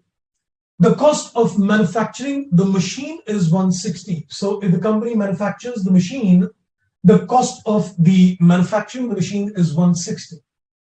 It is possible for a customer to purchase both the machine and the maintenance services separately. If the customer wants, he can buy things separately. I am thinking that if the entity tells the customer, you want to buy the machine, you can. You want to buy just the AMC, you can. You want to buy both, you can. The entity is regularly selling these things separately. It reminds me the para number 27A, that when you look at things from the entity's point of view, we can definitely say that there are two promises. One is the supply of the machine and one is the maintenance services. And these two promises seems to be distinct from the entity's perspective. You know what I'm saying? Mr. Anik is contractually obliged to pay A Limited 4 lakh rupees on 1st April 19. Aha. The contract is entered on April 18 and the payment is made on April 19. Can you tell me what is the case? Is it a situation one where you transfer the control of the machine today and the payment is collected at a later date? So is it a case of a DC, a deferred consideration, or is it a case of an advance? I think I've already answered that this is a case of a deferred consideration, but I think let's still get the answers at your end. So we can say that this is clearly a case of a deferred consideration. So I've identified that this is a case number 1, a DC. Then he says the prevailing rate for a 1-year credit granted to the trade customers in the industry is 5% for 6 months period. So we are given the interest rate is at the rate of 5% for 6 months. It's not 5% per annum, it's 5% for every 6 months. As per the experience, the servicing of the machine sold to Mr. Anik is expected to cost A Limited 30,000 to perform the first service and 50,000 to perform the second service. He's very carefully giving you some data. He's telling you that once the company sold the machine to Mr. Anik, what is the cost of the machine to the company? That's 160. Once the company is providing the maintenance services to the customer, it is going to cost them 30,000 for the first service and it is going to cost them 50,000 for the second service. Assume that the actual cost equals the expected cost. When A provides a machine service to the customers in a separate transaction, it earns a margin of 50% on cost. So when this company provides the AMC services to its customers on a separate transaction, what they do, they add a 50% margin on cost. So when they know that the service is going to cost them 30,000, they charge them 45,000. When they know that the service is going to cost them 50,000, they charge them 75,000, adding a 50% profit margin. Then he says on 1st April, the cash selling price of the machine sold is also given to me. So you can see the promised consideration is 4 lakh and the cash selling price of the machine. Now be careful. 4 lakh is the promised consideration for the machine and the AMC combined. And 251,927 is only the cash selling price of the machine. They made a very interesting question. The cash selling price is of the machine and the promised consideration is for the machine and the AMC put together. So you can say that this is the cash selling price of the machine, 45,000 is the cash selling price of the first service, 75,000 is the cash selling price for the second service. The promised supply of machine and maintenance service obligations are satisfactorily carried out in time by the company. Then he says you are required to calculate 4 things. Segregate the components of the transaction. I think the examiner was trying to test a conceptual clarity at a very good level. Now hear me very carefully, friends. Many people tend to get confused at looking at the requirement of the question. When we're using certain terms in the standard, in step number 2, I was using the word performance obligations. In step number 3, in terms of significant financing component, I guess you're looking at the words which I'm using. The step number 2 uses the word performance obligation. The step number 3 uses the word significant financing component. So see what it says, segregate the components of the transaction. Now, let me tell you, every performance obligation is a component as well. But every component may not be a performance obligation. So this is confusing. Can you come again? I'll just take you back and I'd like to just illustrate some inputs to you. I'd just like to illustrate some inputs to you. So just have a look at this clarity. When you look at the step number 2, this is very important to understand the logical flow of the question as well. So let me just explain this. In step number 2, you look at the promises and you say that if it is distinct, it is a performance obligation. I can call these performance obligation that they are also components of a transaction. I'm adding this today. We can say that the performance obligation can also be called that these are components of the transaction. Now, in terms of the step number 3, when you're looking at the transaction price, you're saying we're looking at a significant financing component. So this is supposed to be a component. Now this is a component, but this is not a performance obligation. It is not a performance obligation. So what I'm trying to say, in step number 2, the performance obligations can also be called as components. Every performance obligation can be called as a component, but this component is not a performance obligation. So now let me ask you carefully, if you can answer this, your concepts are going good. In this example, I am very clearly given that there is a sale of a machine and there is an AMC services. Can you tell me number of promises? In this particular case, I am very clearly given in the question that there is a sale of a machine and there is AMC services for the machine. So would you like to tell me how many promises are there? I think I've already given you. Basanti, tumhara naam kya hai? So I'm saying that there is a sale of a machine and there is AMC services. So how many promises are there? Undoubtedly, there are a total of 2 promises in this case. Looking at the facts of the question, would you like to tell me, do you think that these 2 promises are going to become distinct in nature? Do you think that these will be treated as 2 separate performance obligations? We've already seen that from the entity's perspective, The entity is regularly and separately selling the machine, selling the AMC, selling them as a bundle as well. And do you think that the customer is wanting any kind of significant integration, or there is interdependency, or there is any going to be any modifications because of this AMC? No. So what do you say? How many performance obligations are there going to be? How many performance obligations are they going to be? So if the two promises are going to be distinct, there are going to be a total of two performance obligations. Now, the quick question, friends, to you. I want you to answer this. There are two performance obligations, and if you segregate the financing component, how many components are there going to be? Please answer this. How many components are there going to be? Every performance obligation is a component. And if there is a significant financing component, then how many components are there going to be? There are going to be a total of 3 components in this particular case, right?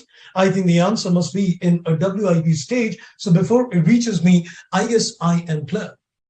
So the examiner was looking at the requirement of the question from the point of view of identifying the components. Every performance obligation in step 2 is also a component, and the financing component is a component. So the performance obligations are the components, the financing element is a component. So in this particular case, there are going to be 3 components in the transaction.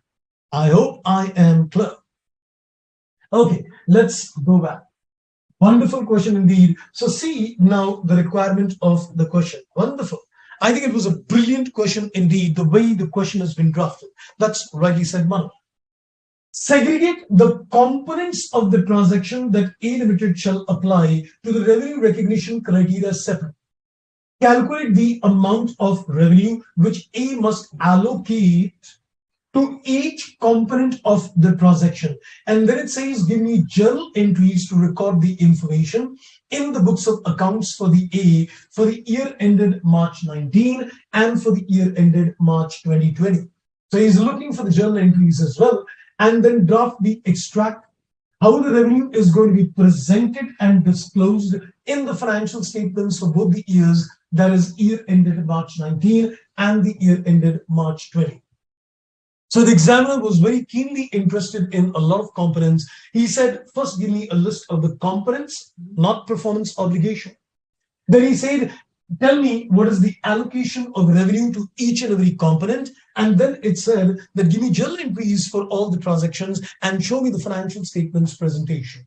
So what I'm going to do, I'm going to make a run through of this answer in the suggested. And then I'll just give you a quick recap so that we save a little time on this. I've already, added the suggested answer as well. So let me just share the suggested answer. Okay, so let me just come back on this. So this is the agenda. Let me just have a look at this. Now, just make a walkthrough with me, friends, on this area.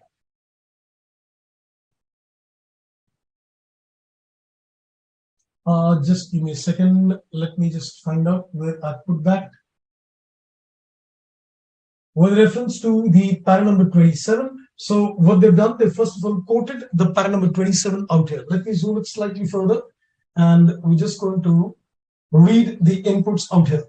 So in the first instance, the para number 27 was quoted, so I'm just going to read it offhand. So in terms of para number 27, it says a good or service is distinct if both the conditions are met. So we've already done the analysis. This is just a quote of the para number 27.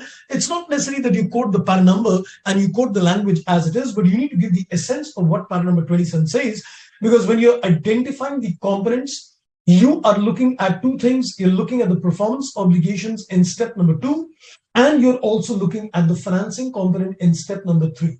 So focus is both on the step number 2, performance obligations are components, and the financing component is also a component. So they've quoted that para number 27 to begin with. Okay, then after this, let's take it further. Okay, now in this particular case, further, they've also given the inputs on para number 29. So these were the quotes which were given on para 29. So first of all, that was a good thing. So the examiner, first of all, in the suggested is given the quote in terms of parent number 27, and then parent number 29 is given. Now, let's have a look. It says, accordingly, on 1st April 18, entity A entered into a single transactions, and see what it says, with three identifiable separate components. One is a sale of a good, that is a machine. One is a rendering of services on 30th September and on 1st April 19. And three, providing a finance, that is a sale of machinery and remainder of services on extended period credit. Well, technically, if you ask me, I would have first of all created an evaluation chart on the basis of which I would have first of all evaluated the inputs of parent number 27A and B and said these are the performance obligation, also called as components. And then I would have applied my three-step model and said, yes, the financing component is significant. So trust me, when you say that the third element, that is the financing component, is significant, we have not done any exercise so far. I'm yet to work out a working note which proves that the financing component is significant or not. So let's, I think, begin with the three-step model. In terms of the three-step model, I'm looking at the time gap. So what is the time gap? The time gap is supposed to be exactly 1 year. The time gap in this case is exactly 1 year. Did you notice that the contract was entered on 1st April 18 and the consideration is paid on 1st April 19? The time gap is exactly 1 year. That's why I said that from an examination point of view, I am going to consider that the time gap is less than 1 year. I'll avail the practical expedient. And if the time gap is 1 year or plus, then I'm going to go to the step number 2. So in this case, the time gap is 1 year. So let me go to the step number 2 because it's not less than a year. I go to the step number 2 and I say, okay, let me see that the financing component is significant or not. Now, in this particular case, there is something very interesting. You know, what I've given you so far is that you compound the cash selling price and you reach a promised consideration, right? But in this particular case, it's not going to be easy because the date when the control is transferred are different. The date when the control is transferred for every performance obligation is different. The control of the machine is transferred on 1st April 18 and the collections is made on 1st April 19. The services, the control is transferred on 30th September. So the period for which the compounding needs to be done is not exactly 1 year for every performance obligation. Mind the words carefully. I hope you're getting the point of what I am saying. In my previous example, it was very easy that you compounded 1 lakh rupees flat for a period of 2 years. But in this particular case, you're not transferring the control of the goods and services at a common date. The control is transferred for the machine on 1st April 18, for the first AMC on 1st April 30th September 18, and then for the second service on 1st April 19. So practically, you would say, so we should identify the significant financing component for each and every performance obligation. Technically, yes. So what they did in the suggested answer, they made a beautiful chart. Now we're going to look at this beautiful chart and see whether the financing component is significant or not. So this chart which we are making is basically relating to the step number 2, where you are trying to identify that the financing component is significant or not. Let's have a look now. So one column we have taken a date, then there is an opening balance, then there is a finance income, then there is providing of goods, providing of services, then there is a payment, and then there is a closing balance. I could alternatively make a trade receivable, a debtor's ledger also, and do the same thing. But we can do this chart.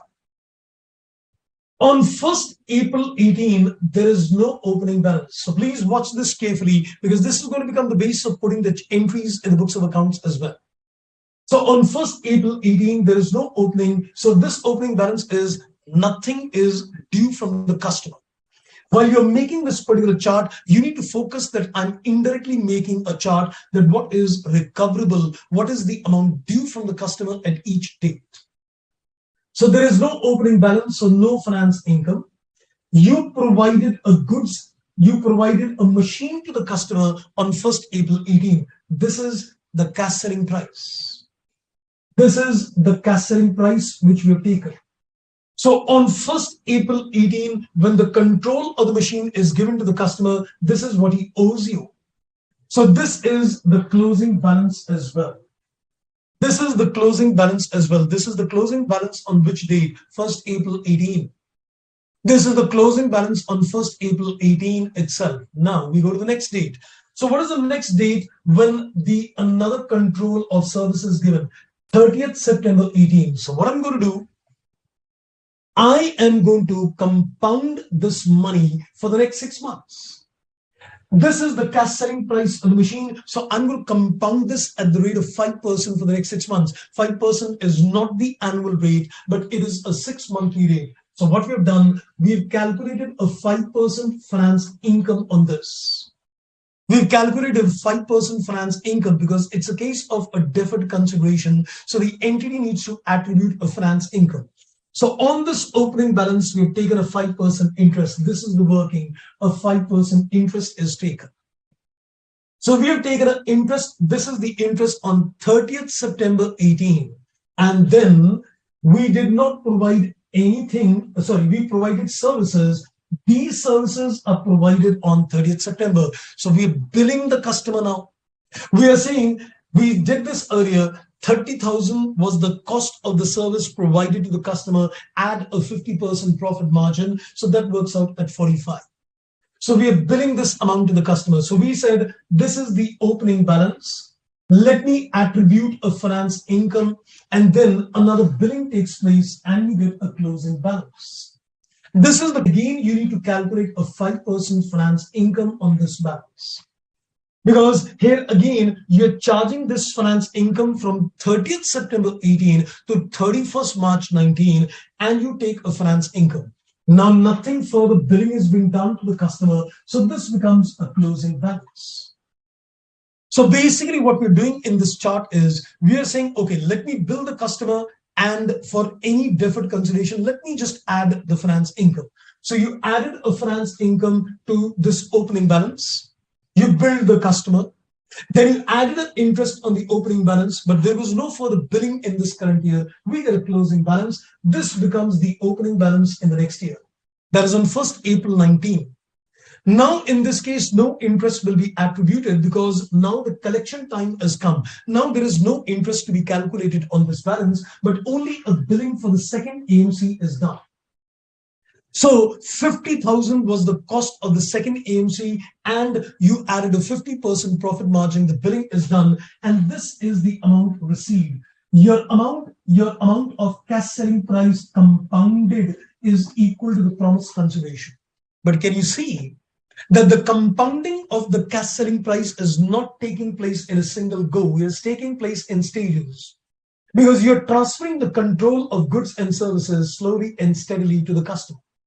Because you sold a machine on one day, you gave a service on one day, you gave another service on another third day.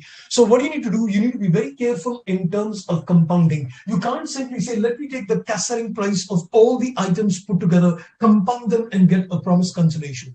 So one of the brilliant points in this question was that the question was looking at that every stage you do a billing, you add it to the debtor's balance, and then you compound it, and then you see that is it equal to the promised consideration.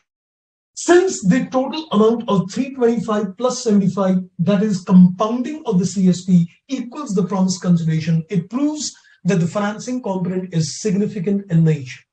Wow. That was brilliant indeed. Let me see if any questions coming. We are not yet done with the question, friends. We've got more inputs to be discussed further in this question, because there are journal entries, but I think I should give you a quick break first of all, because I think you need one, of course. So just go through these calculations once again. I'll consolidate them, of course, after the break. Any questions coming in? Are we pretty clear, friends, on the calculations, what I've done? Because this is, I know it's a very interesting question indeed, but trust me, when this question came for the first time, it must have been very difficult for the people to visualize such things. But if you're conceptually clear, you can, of course, in the examination hall, think of these calculations as well. But sometimes it can be challenging the first time. So I would say we are all the lucky people, who can actually see that this question and it is building up our concepts as well. Okay, Manu, you said, how did the 251,927 come to know? It's given in the question. We are given in the question the cash selling price of the machine, that's 251. And we're also given the cash selling price of the AMC, which was 30,000 plus a 50% margin, 50,000 plus a 50% margin, right? Okay, so I guess, friends, now let's, I think, just give you a quick break for 10, 12 minutes and we'll commence back. So it's almost like 8:45. So I'm going to join you in 10 to 12 minutes time. So let's enjoy a break and we will continue after the break, friends.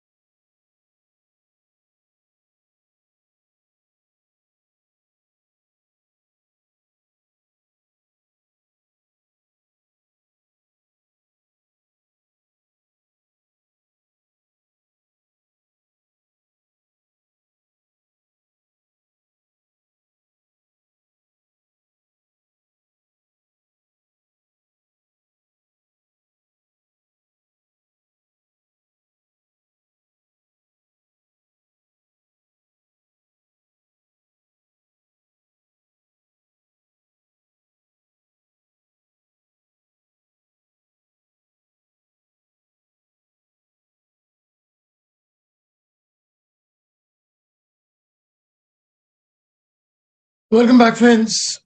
So we were discussing the very interesting question with you.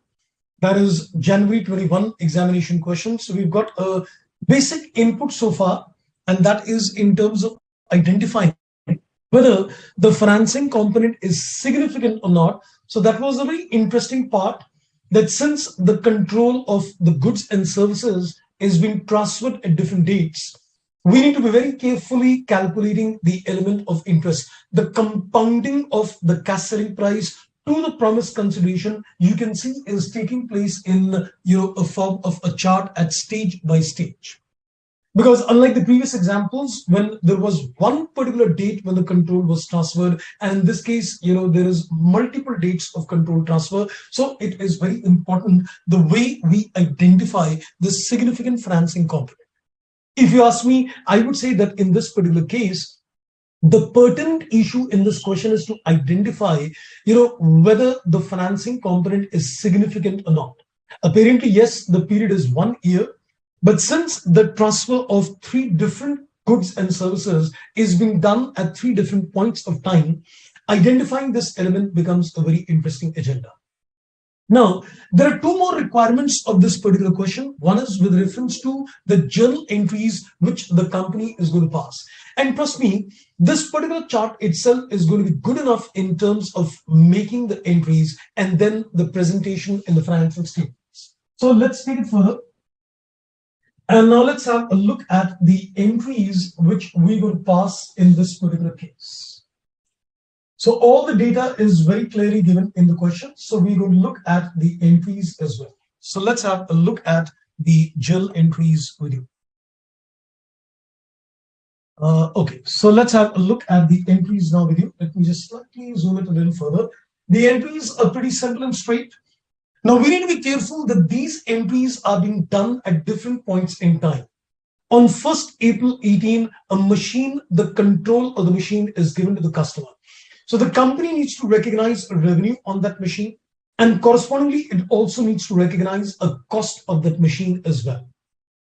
Then they transfer the services on 30th September 18. So you need to be careful again that you're going to recognize a revenue on 30th September for the AMC provided and the corresponding cost against it. And on 30th September, they also need to recognize a finance income as well. So let's begin. The first focus in terms of the entry is on 1st April 18, when the control of the machine is given to the customer. So at this particular stage, what I need to do, I need to basically record a trade receivable. So Mr. Anik account is being given a debit, which is as good as a trade receivable, and a revenue is being given a credit, and this is equal to the cash selling price. So we've taken a revenue to the extent of cash selling price, because as we said earlier, that in terms of the journal entry, when you put the entry when the control of goods are transferred, it is trade receivable and revenue gets a credit, and the amount of the entry is the cash selling price. And this cash selling price is already given in the question itself. Then correspondingly, this is the entry for the revenue, and correspondingly, we are also recording the entry for the cost. The cost of goods sold is given a debit and the inventory is given a credit. Since it's an item of operations to you, you need to recognize a cost of goods sold, that is an expense in the P&L on one hand, and de-recognize the inventory from the balance sheet of the company. And this is equal to the cost of the inventory, which is also given in the question. A wonderful question indeed, that you're recognizing a revenue and the corresponding cost of goods sold as well. The focus on 1st April 18 is done, and then comes 30th September 18, in which case now you need to transfer the AMC, and you also need to recognize the financing component as well. You need to recognize a financing income as well, because now you need to consider a finance income on this balance, and you provided an AMC services for which you need to bill the customer, and correspondingly also consider a cost as well. So what we've done, we've again done the entry Mr. Anik, that is a trade receivable gets a debit and the finance income gets a credit. This is the recognition of the financing component, which is significant in the transaction. And this is identified at the rate of 5%. It's there in the chart, or you can take 5% on this cash selling price. Basically, whatever is the outstanding balance in the trade receivable, you will consider a 5% interest on the same. And then the AMC is provided. So the Mr. Anik, there is a trade receivable again gets a debit, and we recognize a revenue which is on account of providing the AMC, and this is again equal to the cash selling price again. The cash selling price of the services are given that the cost of these services are 30,000 plus a 50% profit margin. So this is the cash selling price billed to the customer, and correspondingly we have taken the cost of these services, and the cash or the bank or the payables will be given a credit. So this is recognizing the revenue, and this is recognizing the corresponding cost, and this is equal to 30,000. So you can see very systematic movements. There is a recognition of revenue and a corresponding cost. There is a recognition of revenue and a corresponding cost, and the recognition of the financing component as well. Then comes the focus, that is the balance sheet date. On the balance sheet date, no further performance obligations have been done. So you just need to take care of the finance income. So Mr. Anik, there is a trade receivable gets a debit, and the finance income is again recognized on the outstanding cash selling price. Now, what is the outstanding cash selling price? 251,927 plus 12,596 plus another 45. So on the outstanding cash selling price, you would calculate the element of finance income again. This takes care of the year end, and then comes the next date when the performance obligation is again done, which is on 1st April 19, when the AMC services are again provided, and you put Mr. Anik, there is trade receivable gets a debit, and the corresponding revenue gets credited. This is again at the cash selling price. The cost of these services was 50,000 and a 50% profit margin, 75,000 billing done to the customer. So this is the revenue, and you all correspondingly book the cost as well. Remember, every time you're booking a revenue, you're also booking a corresponding cost for the matching of revenue and the cost principle. So the cost of services is debited, the cash or the payables is given a credit, and this is equal to the cost. This time we've got no finance income, because this time on 1st April, we're going to collect the money. So now the entry is going to be bank will be given a debit, and Mr. Anik account gets a credit. And in all these equal to the promised consideration. So you can see the sequencing of entries in this particular case. I think it's a beautiful question as far as the concept of financing component is concerned. And then the question was asking us to present the extract of the financial statements, giving the presentations in the balance sheet and the income statement. So in this particular case, the extract of the year 1920 and the year 1819 is given. In 1819, you sold the machinery, that's a sale of goods. There has been a rendering of AMC services in both the years, and there is other income, that is a finance income, only in the year 1819. So this is the notes to the revenue. So this is the extracts of the notes to the financial statements, how the things are going to be presented in the notes to accounts of the company. Right, friends. So I think I would have made myself very clear with this particular example. Right. I hope you're pretty much clear. Let me see if any questions are coming to your mind at this stage. Okay, I think nothing was coming so far. So I guess let's quickly get some scores at your end. I know it's very difficult to again and again, give yourself a comfort zone of scores, but I think we spent a good time, almost around 2 hours on this particular concept. Score to one time. So let me ask you on a scale of 10, what is your comfort zone on the area of financing component? This is the second agenda in terms of the calculation of step 3. Fixed consideration as it is done, variable consideration is done, significant financing component is done. Now, 2 small more agendas on step 3. One is with reference to the non-cash consideration, and one is with reference to the consideration which is payable to the customer.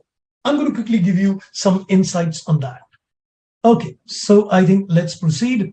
We get Namrata 9 and Purnima tells me 10 by 10. Wow, that's great indeed. Super. Okay. So now I think let me just come to the third and the fourth agenda, that is on the step number 3. So let's, I think, add some direct notes to you. I am now coming to the area that is the concept of The fourth concept, I would say, in terms of the step number 3, which is a non-cash consideration. Okay, so we're going to discuss now the next element in step 3, that is non-cash consideration. Well, there could be a slight little challenge, which I'll explain because I'm not given any questions, but I think we can definitely pick up some questions from the study material in this case. Now, as far as the non-cash consideration is concerned, we've already seen earlier in a barter system as well that you need to consider the fair value of what you receive. When you consider that the customer gives you a non-cash consideration, you need to consider the fair value of what you receive. So as a reporting entity, whatever you receive, you consider the fair value of that is taken as a part of the transaction price. You know where the challenge lies? The challenge lies in one area. If the customer gives you, let's say, for example, equity shares. If the customer gives you equity shares, then what do? Simple. Take the fair value of the equity shares at the inception. So if the customer gives you equity shares, I'll consider the fair value of the equity shares at contract inception. Mind the word, at contract inception. Now, there is one thing which I would like to clarify at this particular stage, which can at times be confusing. So the price of the equity shares would undergo a change over a period of time. That is not going to affect the transaction price. I am not going to consider the receipt of fixed number of shares as a variable consideration. Mind the words carefully. Now, just hear this very well. The next 2-3 minutes is very crucial. I'll take an example from the study material to illustrate this point as well. Now, remember one thing. If a customer gives you equity shares, there is a possibility that he gives you a fixed number of equity shares or he gives you a variable number of equity shares. If he gives you a fixed number of equity shares, the consideration is not variable. If he gives you a variable number of equity shares, the consideration is variable. Then the concept of variable considerations would apply. That's one. So if the customer gives me that as a part of the transaction price, he says, I will give you these many fixtures, it's not a variable consideration. If he gives you a fixed number of equity shares, you will take the fair value at the contract inception as a part of the TP. You got to consider the fair value of the fixed number of shares at the contract inception as a part of the TP. Any further changes in the prices ignored. That's not going to change the transaction price. Number 2. If the customer gives you a variable number of shares that can vary, so it says that he may be giving you a fixed number of shares, but he says, I will give you if the condition is met. So it becomes variable number. So I'm not saying that it's variable in number. I'm saying that it can vary. It can vary in the sense he will give you the shares if and buts the conditions are met. The consideration is variable in nature. If you meet the parameters that the variable consideration should be taken as a part of TP, take the fair value of those shares as a part of the TP. But any changes in the value of those shares is not going to change the TP. So can you take an example to illustrate this? Let's do that. Let's consider a very basic example. I'll take 2 situations in this case to give you a clarifying agenda. Let's, I think, consider the example carefully. My customer tells me that I will definitely give you 1,000 shares as a part of the consideration. He is giving me a fixed number of shares and there are no ifs and buts. The customer is telling me I will give you 1,000 shares in the company and this is the fixed number of shares to be given without any ifs and buts. So in this particular case, he says, I'm going to give you 1,000 shares, which is a fixed number of shares without any ifs and buts. So I am going to consider this as a part of transaction price. I'm going to consider this as a part of the transaction price. Take the fair value at the contract inception itself. I'm going to consider this as a part of the transaction price, and I'm going to consider the fair value at the inception itself. Any changes in the fair value at a later date is going to be simply ignored. Any changes in the fair value at a later date is going to be simply ignored. I hope I'm clear. This is situation one. Now let's go to the situation number two. Now, in terms of the situation number two, the customer tells me that I will give you 1,000 shares in the company. So the customer tells me that I'm going to give you 1,000 shares in the company, and it is a fixed number of shares. Again, mind you, it's a fixed number of shares, but there are ifs and buts. There are ifs and buts. He's giving you a fixed number of shares. He says, I will give you these shares provided you meet a particular performance. So there are ifs and buts in this particular case. So in this case, it becomes a variable consideration. If you are able to prove that this amount of variable consideration should be taken as a part of the TP, I will take the fair value of the shares at the contract inception as a part of the TP, but changes in the fair value later on will be ignored. I hope, friends, I am pretty clear. So if the number of shares is fixed without any ifs and buts, you take the fair value of the fixed number of shares as a part of TP, and any subsequent changes in the fair value ignored. If you are given a fixed number of shares, but there are ifs and buts, it makes the consideration variable. You evaluate whether it is to be taken as a part of TP or not. If yes, you will take the fair value of the shares at the contract inception as a part of the TP, but any changes in the fair value of those shares is not to be taken. Now you would say, sir, if there is variable number of shares with ifs and buts, I don't want to get into all that. Well, I'm not going to give you a PhD on all these things. So I'm just considering two things: that there is fixed shares without ifs and buts, that's not a variable consideration. There is fixed shares with ifs and buts, that is a variable consideration. The only emphasis which I need to give you is that you need to consider the fair value of these shares at the contract inception as a part of the TP. Any changes in the fair value of the share subsequently is not to be incorporated as a part of the transaction price. Right, friends? I hope I am pretty much clear on that agenda. Okay, so I think maybe we can take this further. I don't know if I need to do any further questions on this, but I think maybe we can add the study material. Let's, I think, do one thing. Let's add on the study material, one or two questions on this area with you. So I am just going to add the study material of the institute, and we can just pick up quickly a question on this area. So this is the study material of the institute, and here we can consider one or two small questions on the concept of a variable consideration. Just taking a little time. Let me just load this. Yes, we are done. I guess let me just take a quick jump on the area. So let's have a look at a question in the study mat. I'll tell you the page number. Just give me a second. And it's time that you start practicing questions on the study material as well, because we have done a good amount of coverage. So I would request you to please start practicing questions on this area.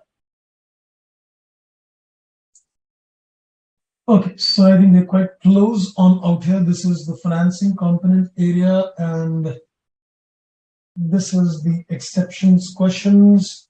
This is on the practical expedient. Yes, here we are. Okay, I think let's have a look at the beautiful illustration. That is illustration number 49, page number 369 of the study map.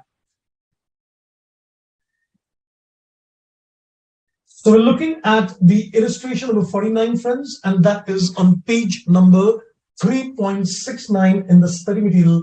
Let's have a look at the illustration. So this is the illustration which will give you a good clarity on that if you could get a variable number of, a fixed number of shares, but it's variable, the consideration is purely fixed in nature. And then it says RT Limited will receive a bonus of 10 lakh share.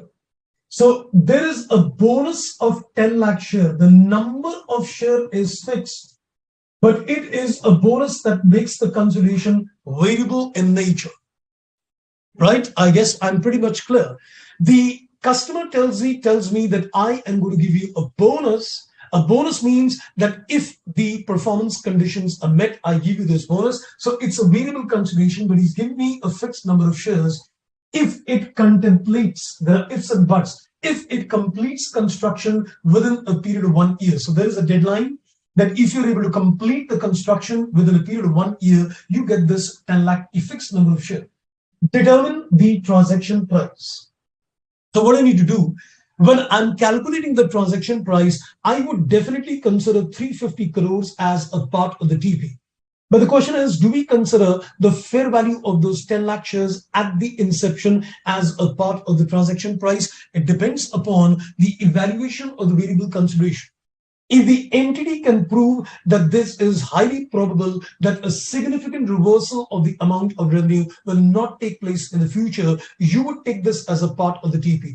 So you evaluate those 5-step models, what we've done earlier, for a variable consideration. And if you reach a conclusion that yes, it is highly probable that a significant reversal of the revenue already recognized will not take place in the future, I will take the fair value of these 10 lakh share, and the fair value of these shares is 100 as a part of the TP. Now, I'm not given any status in the question whether it is highly probable that a significant reversal will not take place or not. So let's presume that yes, a significant reversal will not take place. So let me add the fair value of these 10 lakh shares as a part of the TP. The ultimate value of any share. Now, they're giving you the insight what I've already explained. The ultimate value of any shares received might change for 2 reasons. The entity earns or does not earn the shares. You get the shares or you don't get the shares. That makes the consideration variable in nature. Here it is the case that you may or you may not get it. So it's a variable consideration. You need to evaluate whether the aspects of variable consideration are met or not. Second, the fair value per share may change during the contract term. I am never concerned. I am never concerned with the change in the fair value of the shares during the contract term. I just need to consider the fair value of these 10 lakh shares at the very inception. Thereafter, if there is any change in the fair value, I am not concerned. So when determining the transaction price, the entity will reflect the changes in the number of shares to be earned. However, the entity will not reflect the changes in the fair value of the shares. So it's very clearly mentioned that we are not concerned with the changes in the fair value of the share. So you are concerned with the change in the number, not the value of the share. That's what is very clearly stated out here. Said another way, the share price is 100 to value the potential bonus throughout the life of the contract. As a result, if the entity earns the bonus, the revenue would be 350 crores plus 10 lakh equity shares, 100 rupees, and the total consideration becomes a total of 360 crores in this particular case. Simple and straight. I hope, friends, I am clear with the agenda of this. If you want, I can give you a small clarification chart as well. Okay, I think there is a question coming from Sharam.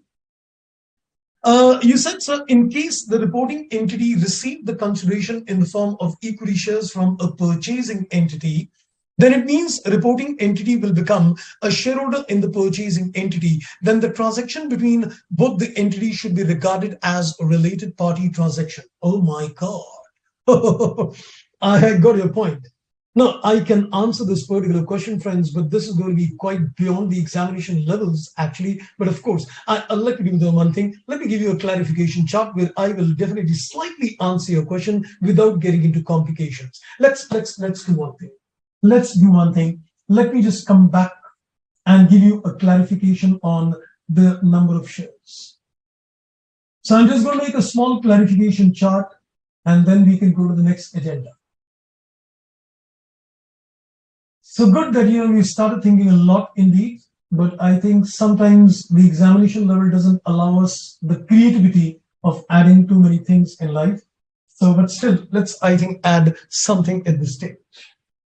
Now, let me just add a few points to you as a clarification. Now, just get this clarification chart. I am looking at non-cash consideration. If you want to answer, you can answer the questions in between as well. But otherwise, I'm just making a clarification chart on the non-cash consideration, typically with reference to equity shares. Let's look at the different situations. I'm looking at situations, and then I'm looking at remarks, and then I'm looking at what is included in TP, what is included in transaction price. Watch this carefully. This is going to give you a good clarity of thought, and I'll answer your question, Shriram, as well, what you asked me. Situation number one. My customer tells me I will give you fixed number of shares and there are no ifs and buts. My customer tells me I am going to give you a fixed number of shares without any ifs and buts. Is the consideration variable? No. So we can say the consideration is not variable in nature. It's not variable in nature. So what do? Do I include it in the transaction price? Yes, please do that. What is the value at which you include this in the transaction price? I will take the fair value at inception.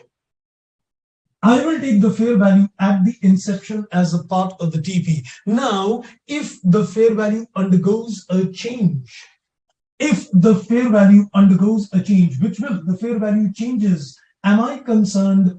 No, I'm not concerned. Now, what my friend, I think you're asking me, sir, when I get the shares in the customer's entity, I get an investment in my balance sheet, right?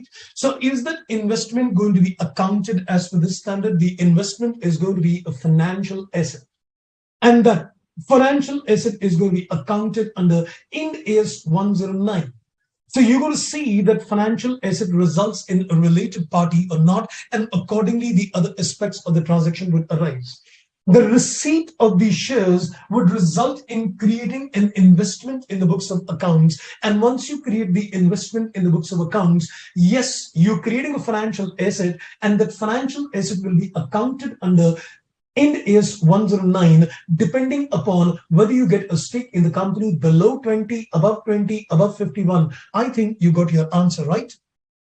But any changes in the fair value is not going to impact the transaction price. So I'm not looking at the accounting of the investment at this stage. I'm looking at the focus in terms of, do we need to incorporate the changes in the fair value of the investment as a part of the TP or not? The answer is a big no.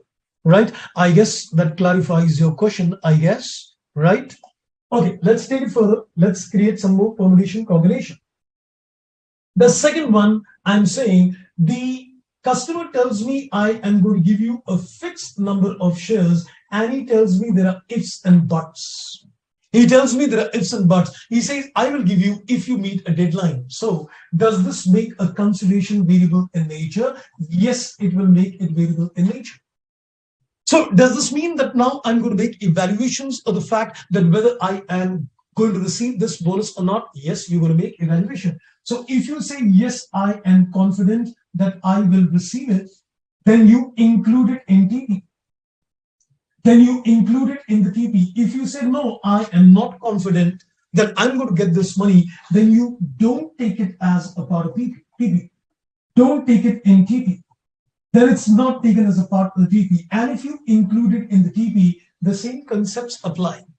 You will consider the fair value at the inception as a part of the TP. Any subsequent fair value changes ignored will not impact the TP. And of course, if it is a variable consideration, all those reassessment things, everything will continue. Next, now you say that he's going to give me a variable number of shares, and that is with ifs and buts. I think that only makes my job a little more complicated, but it is going to be the same thing. It's a variable consideration. But since the number is going to vary, now watch this carefully. In this particular case, you need to be careful that if the number varies, you will incorporate the change in the number as a part of the TP. So it is possible that TP at inception and then TP at the year end changes because of the number, not because of the value. But in this case, are you concerned with the fair value changes? No. So number, if it changes, it gets incorporated in the TP. But if the fair value of that share changes, not to be incorporated. I hope I am pretty much clear on this agenda. Okay, so let me see if any questions still pending on this area. Okay, I think Shriram, you would have got your answer. I think so. Okay. Now, this is the fourth agenda. So fixed consideration done, variable consideration done, significant financing component done, and the non-cash consideration done. Now the fifth agenda will be. And the fifth agenda is in terms of consideration payable to a customer. Consideration which is payable to a customer. Consideration payable to customer. I'll just give you a quick chart on this area, that if there is a consideration payable to a customer, then what is the accounting treatment for the same?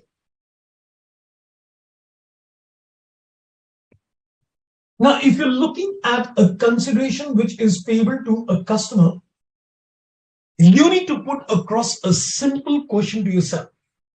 You got to put across a very simple question to yourself. Is the entity getting distinct goods and services in return? Is the entity getting distinct goods or services in return? You made a payment to the customer. You made a payment to the customer. So you need to see that now, am I getting something distinct in nature? If yes, this is a second transaction where you are acting as a customer to your customer. Sir, I'll tell you. There is a company ABC and there is a company XYZ. He is supposed to be the reporting entity and he is supposed to be the customer in the original transaction. In the original transaction, ABC is the entity, the reporting entity, and XYZ is the customer. Now, ABC pays a consideration to induce the customer to enter into the transaction. As I said earlier, sometimes I might be making a payment to the customer because he belongs to somebody else and I want to bring him into as my own customer. So I incentivize and pay him a money. So if the reporting entity pays a consideration to the customer, you need to put across a question, is ABC getting something distinct in return?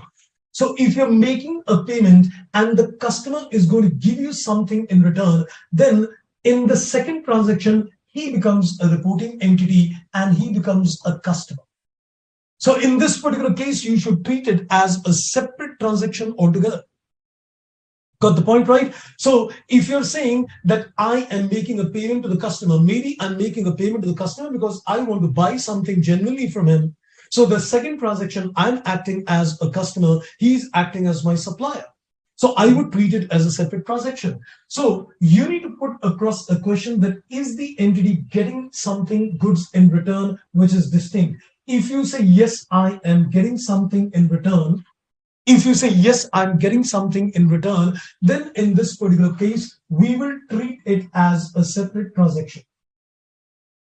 We will treat it as a separate transaction altogether. It's like a separate transaction that you're acting as a customer to your own existing customer. He's now acting as a supplier and you're acting as a customer. So treat it as a separate transaction altogether. Treat it as a separate transaction altogether. But in this particular case, what do you need to also do further? What do you need to do also see further?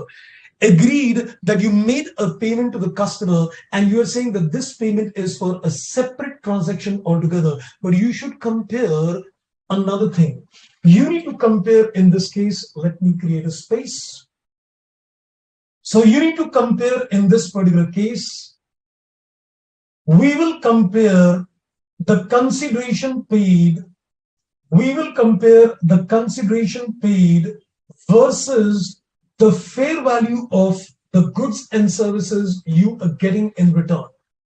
I need to make a comparison that I made a payment to the customer and he's giving me something which is distinct in nature. What is the fair value of those distinct goods and services, and compare it with the consideration paid? Now, there are two possibilities. The amount of consideration paid is less than or equal to the fair value. So it is either less than or it is equal to the fair value of goods and services, then it is undoubtedly treated as a separate transaction. It is undoubtedly treated as a separate transaction. But if the amount of consideration paid is in excess of the fair value, if the amount of consideration paid is in excess of the fair value of those goods and services, then in that particular case, the excess, only the excess is reduced from TP. Only the excess is reduced from the transaction price. So we didn't get that. Can you take an example to illustrate this particular concept? I'll do that, no worry. But before that, let me complete the chart. So if you say that the entity is not getting anything distinct, then you reduce the transaction price in this case. Let me take an example to illustrate this concept to you. Let's, I think, logically understand it with a very simple example. I'll give you a very simple example. Hear this carefully and let's get the concept. There is a company ABC and there is a company XYZ who is my customer. I'll take various permutation combinations to illustrate the various kind of accounting treatments possible. So there is a company ABC, which is a reporting entity, and there is my customer, that is XYZ. So this is the reporting entity. I made a deal with the customer and I said, okay, I'm going to supply you goods and services for 10 lakh rupees. So the transaction price in this particular case is 10 lakh. So the customer agreed, yes, you supply me the goods and services and the transaction price is fixed at 10 lakh. The customer tells me that do one thing, since I'm going to buy these goods from you and I'm going to display it at my place, why don't you get some, shelves created to display the goods and services? I said, okay, I will pay you the money. You get the construction of the shelves at your place and I'll pay the money for that. The customer says, okay, you need to pay me for the shelves. You got to pay me 2 lakh rupees. I asked the customer then, the customer asked me that once the shelves are constructed, boss, let me tell you, it's mine. You got nothing to do with it. Don't come back to me at a later date and say that these shelves belong to you. You pay me the 2 lakh rupees. I construct the shelves at my place and it belongs to me. I'm not going to give you the control of those shelves. Tomorrow, if a relationship ends, you can't dismantle and take the shelves away. I said, okay, I'm paying you 2 lakh rupees and the shelves are getting constructed. So once even the relationship doesn't remain, it's okay. It belongs to you. I am not going to take this back. So I'm now putting a question to myself. Is the reporting entity ABC getting something distinct in return when I pay that 2 lakh rupees to the customer? Am I getting the control of that shelves or not? I'm not getting a control. So since I'm not getting a control, indirectly what is happening, the deal is for 8 lakhs. Because on one hand, you're going to receive 10 lakh. And on the other hand, you're going to pay that 2 lakh to the customer. So what is the effective deal? So what is the best treatment is you reduce the transaction price. So in my example, the transaction price is 10 lakh and you're going to reduce it by 2 lakhs and therefore 8 lakhs becomes the effective transaction price. Makes common sense. That if I pay a consideration to the customer and I don't get anything back in return, in those particular cases, in effect, the deal is for 8 lakh because one hand you'll take 10 and the other hand you're going to pay him 2 lakh. So in effect, what you're getting is just 8 lakhs consideration. Same example continued with another facts. Now this time my customer tells me that I am going to, take the shelves. And I tell the customer, boss, if a relationship finishes, the shelves belong to me. I'm going to dismantle and take the shelves away. If they don't belong to you, it's mine. I'm paying you money for this. It belongs to me. Now, in this particular case, is the company ABC getting distinct goods in return? Yes, they're getting it distinct in return. So it's a separate transaction, but caution. Now I am going to put across a question to myself. What is the consideration you paid to the customer? You paid a consideration of 2 lakh rupees, but I found out that the fair value of those shelves is, let's say, to the extent of 1.2 lakhs only. The shelves have got a fair value of 1.2 lakh, then why did you pay? Why did you pay 2 lakhs to the customer? If the shells were created and the fair value of those shells was 1.2 lakh, why did you pay amount of 2 lakh? So you paid 0.8 lakh extra. 1.2 lakhs which you paid extra is a separate transaction.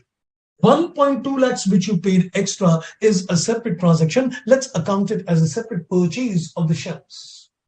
But that 0.8 lakh, which is supposed to be the excess, only the excess is going to be reduced from the transaction price. So in this case, the transaction price will be 10 lakh minus that 0.8 lakh, which is the excess, and the transaction price will become 9.2 lakhs in this case. Because if you're going to pay the customer more than the fair value of the goods and services you receive from the customer, the shells which I'm going to get control of is got a fair value of only 1.2 lakh. So you paid an excess of 0.8 lakh, which is indirectly a discount. So only the excess should get reduced from the transaction price. Let's take a third variation, same example. Let's change the facts. Now, in this particular case, the consideration paid is 2 lakhs and the fair value is also 2 lakhs, or the consideration paid is less than 2. The fair value of the shell is 2 lakh and you paid the customer 2 lakh or less than 2. Then it's okay. Then it is purely a separate transaction altogether. Then there is no impact on the transaction price. In this particular case, the transaction price continues to be 10 lakhs itself. So the basic agenda which you need to evaluate is that when as an entity you pay a consideration to the customer, you got to first of all ask yourself, am I going to get something in return? No. Please reduce the entire TP. Reduce the TP by the consideration which is payable to the customer. You say, okay, I made a consideration payment to the customer and I'm going to get something in return. I'll say, okay, let me first of all check what did you pay and what did you get. So what is the consideration paid and what is the fair value of the goods and services? If you paid more, the excess is a reduction in the TP. But if you paid equal to the fair value or if you paid less than the fair value, then it's a separate transaction altogether. Right, friends, I hope I am pretty much clear. Let me see if any questions coming so far at this end. Yes, I have a few questions coming in. Namrata, you said means changes in the number of share is considered. Okay, you're talking about the previous one. Yes, if the number changes, yes. John, you said, sir, is it possible that the shares are valuable without if condition? Well, if the conditions of ifs and buts are not there, then it's not a variable consideration. You know, if the other person agrees to give you a certain number of shares and there are no ifs and buts, it's a fixed consideration in that case. And Narada, you said, what is the logic of deducting the excess consideration paid over that value? Well, it's pretty logical, you see, that if you know that I am making a payment of 2 lakh to the customer and what he's giving me is the shells, which has got a fair value of 1.2, why am I paying him extra? It is indirectly I'm trying to, camouflage the transaction. It is indirectly I'm trying to give a discount to the customer and I'm just trying to, disguise the transaction. So basically, if I pay 2 lakh to the customer and I get something in return which is worth 1.2, so the excess is basically what? A discount on the first transaction. So that means reduction of the TP is the right accounting treatment, right? I guess that answers your question. Okay. So far so good on this. I think let's now take it further. We can now do a small little question on this area from the study material. So let's, I think, take you to the study material, a little jump. And let's see how we apply this to a practical example. I need to go to almost like page 104, I guess. So non-cash consideration is done.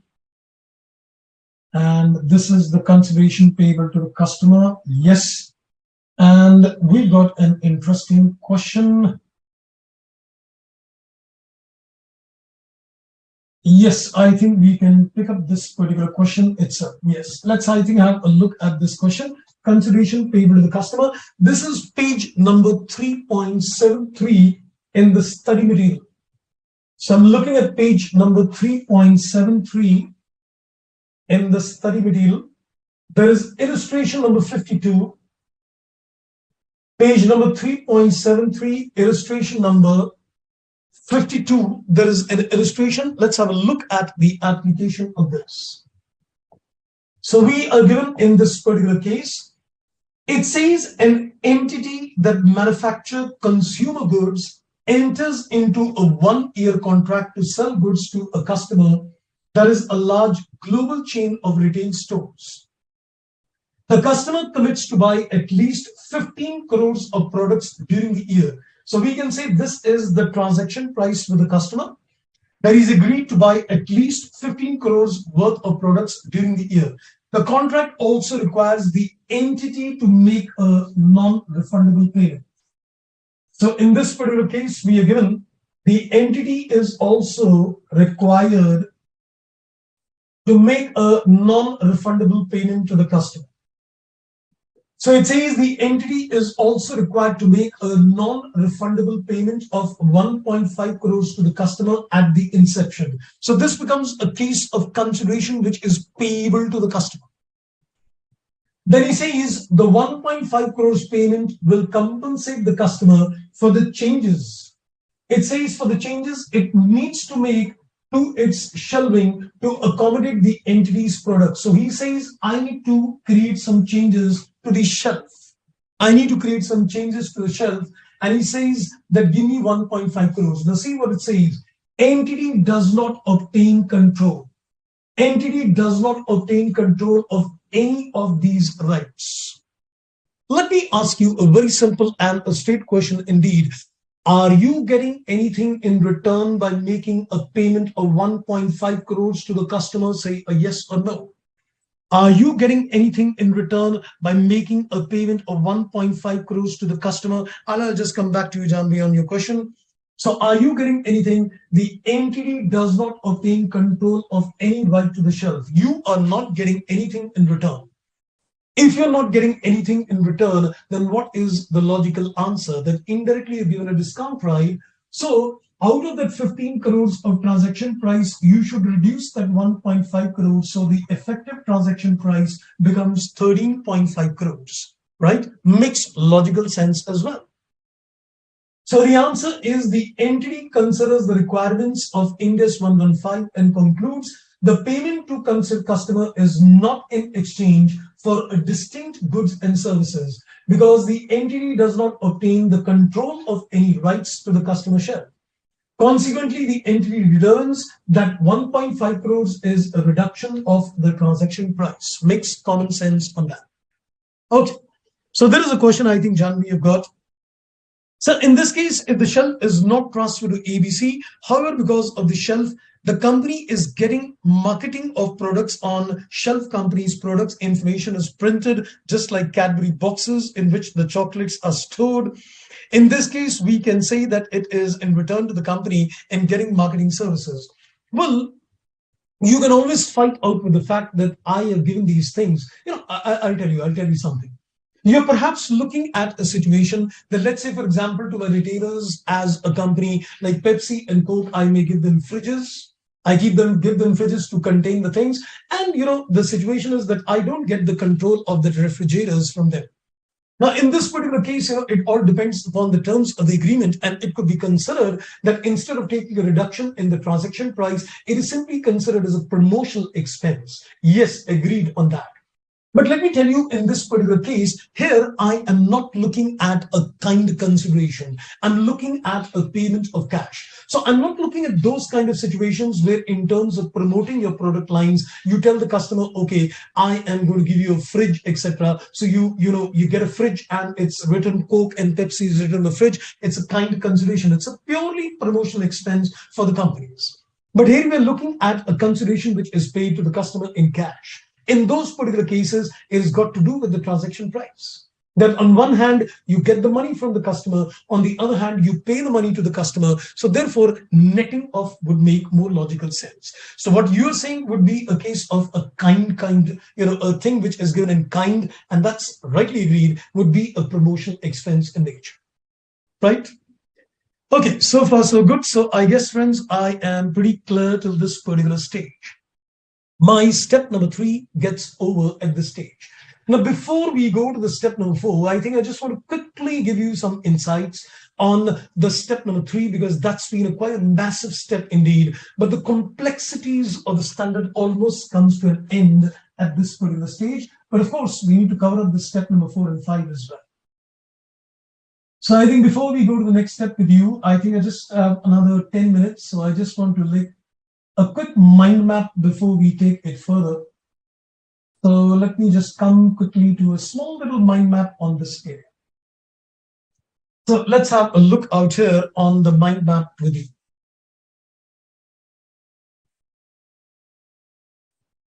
So I am coming to now a quick review of the step number 3, which is TP.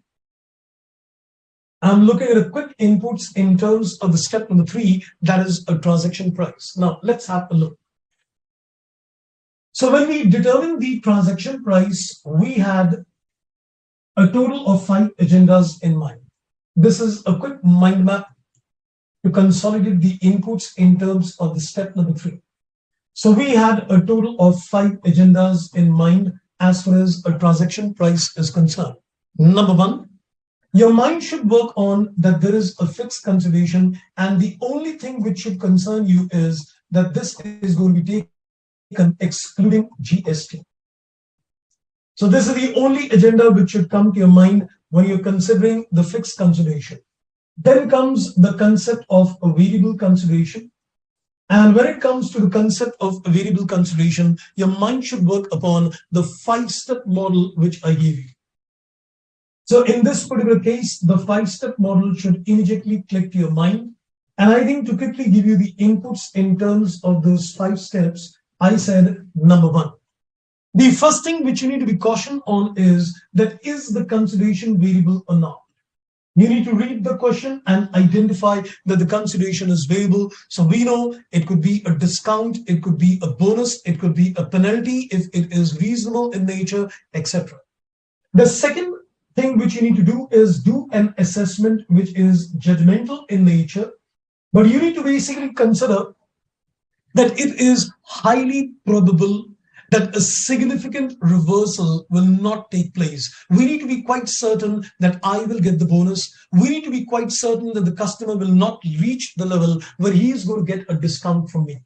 So you make an assessment and accordingly decide that do we need to make adjustments to the transaction price on account of the variable consideration or not. And if you say yes, it is taken as a part of the TP, you need to decide on the method. And we know the method is in terms of the expected value method or the most likely outcome. And I think the best area in this particular case would be to revise that question on November 20th. So on the variable consideration, my piece of advice would be please go through this November 20 question in detail. And then the fourth step is a reassessment at every balance sheet date. You need to go in for a reassessment that is the variable consideration still to be taken as a part of TP, not to be taken as a part of TP. And if the TP undergoes a change, you go to the step number 5 and a cumulative catch-up adjustment is done. A retrospective computations will be done and a prospective accounting will be taken care. We will compare the revenues which you've already recognized versus the revenue which you should have recognized, and then take the hit in the year in which the transaction price undergoes a change. Then we came to the next area of discussion, and we said the next area is the significant financing component. The significant financing component, and here I gave you a 3-step model.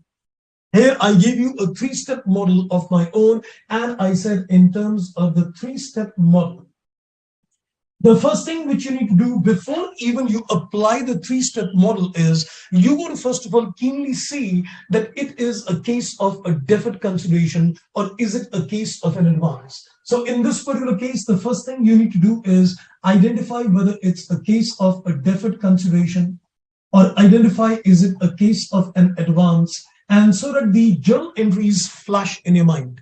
You're able to make an assessment whether we're going to consider a finance charge or we're going to consider a finance income in the books of accounts. And I think January 21 examination question is the brilliant question for revising this. Then after we go to the 3-step model, you got to first of all look at the time gap.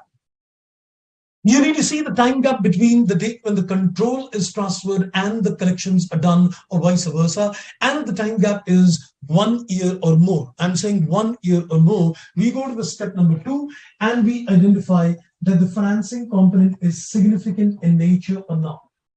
The significant component would indicate that you need to see the correlationship between the promised consideration, the cash selling price, the period, and the discount rate. The discount rate to be taken is the rate which would be there if you enter into a separate financing transaction with the customer. And then you need to see that there are a total of 3 exceptions where we don't segregate the financing components. So you need to be pretty sure that it's not a part of those 3 exceptions. Otherwise, we'll not segregate the financing component. Right. Then I entered into the 4th area of discussion with you, and the 4th area was supposed to be a non-cash consideration. Now, when we considered the concept of a non-cash consideration, in this particular case, we said, let's consider the fair value of what you receive. So you need to consider the fair value of what you receive. That is the focus. So we need to consider that whatever you receive, what is the fair value of that?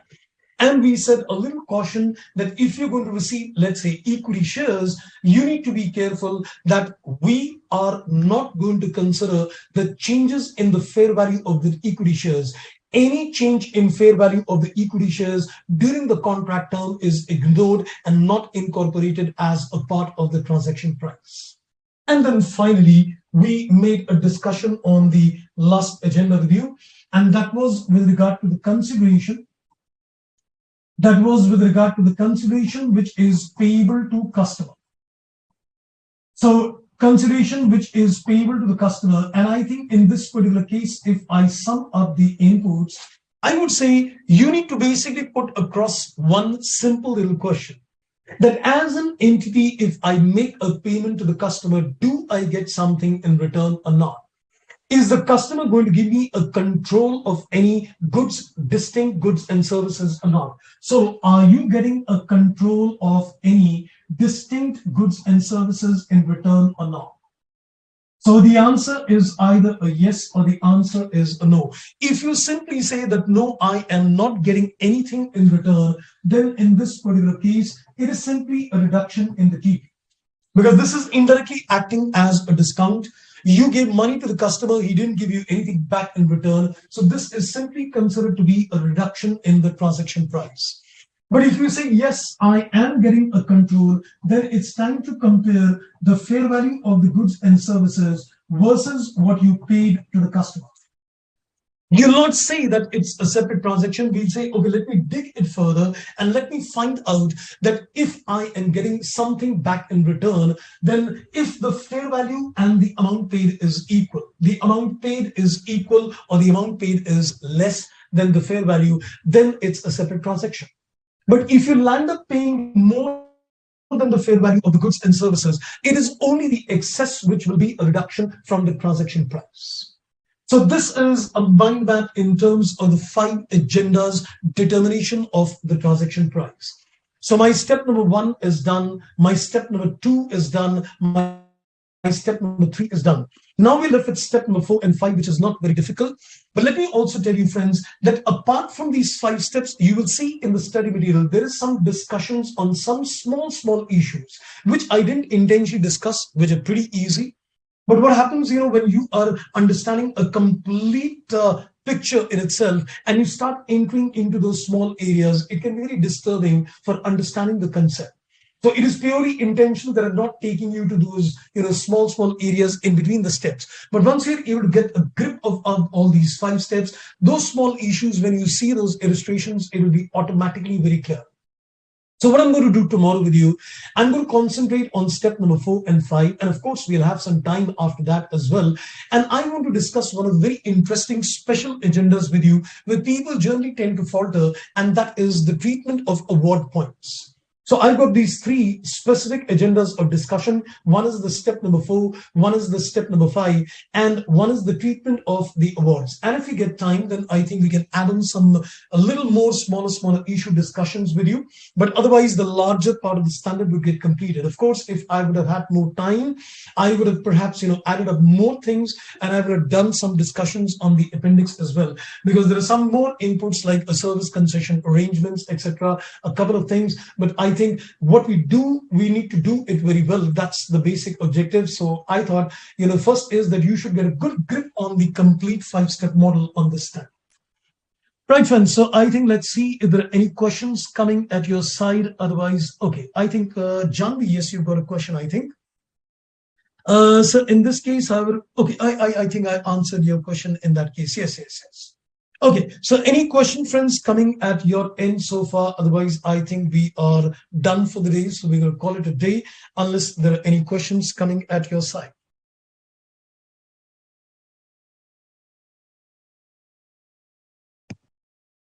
I know you must be running for offices right now, so I think it's going to be difficult to put any further questions at this stage. Okay, so I think it's been a nice interaction as always. So I'm going to join you back tomorrow, friends, again, and which is going to be the last class on Ind AS 115 before we take the journey forward. So thank you, all of you. Bye-bye and take care.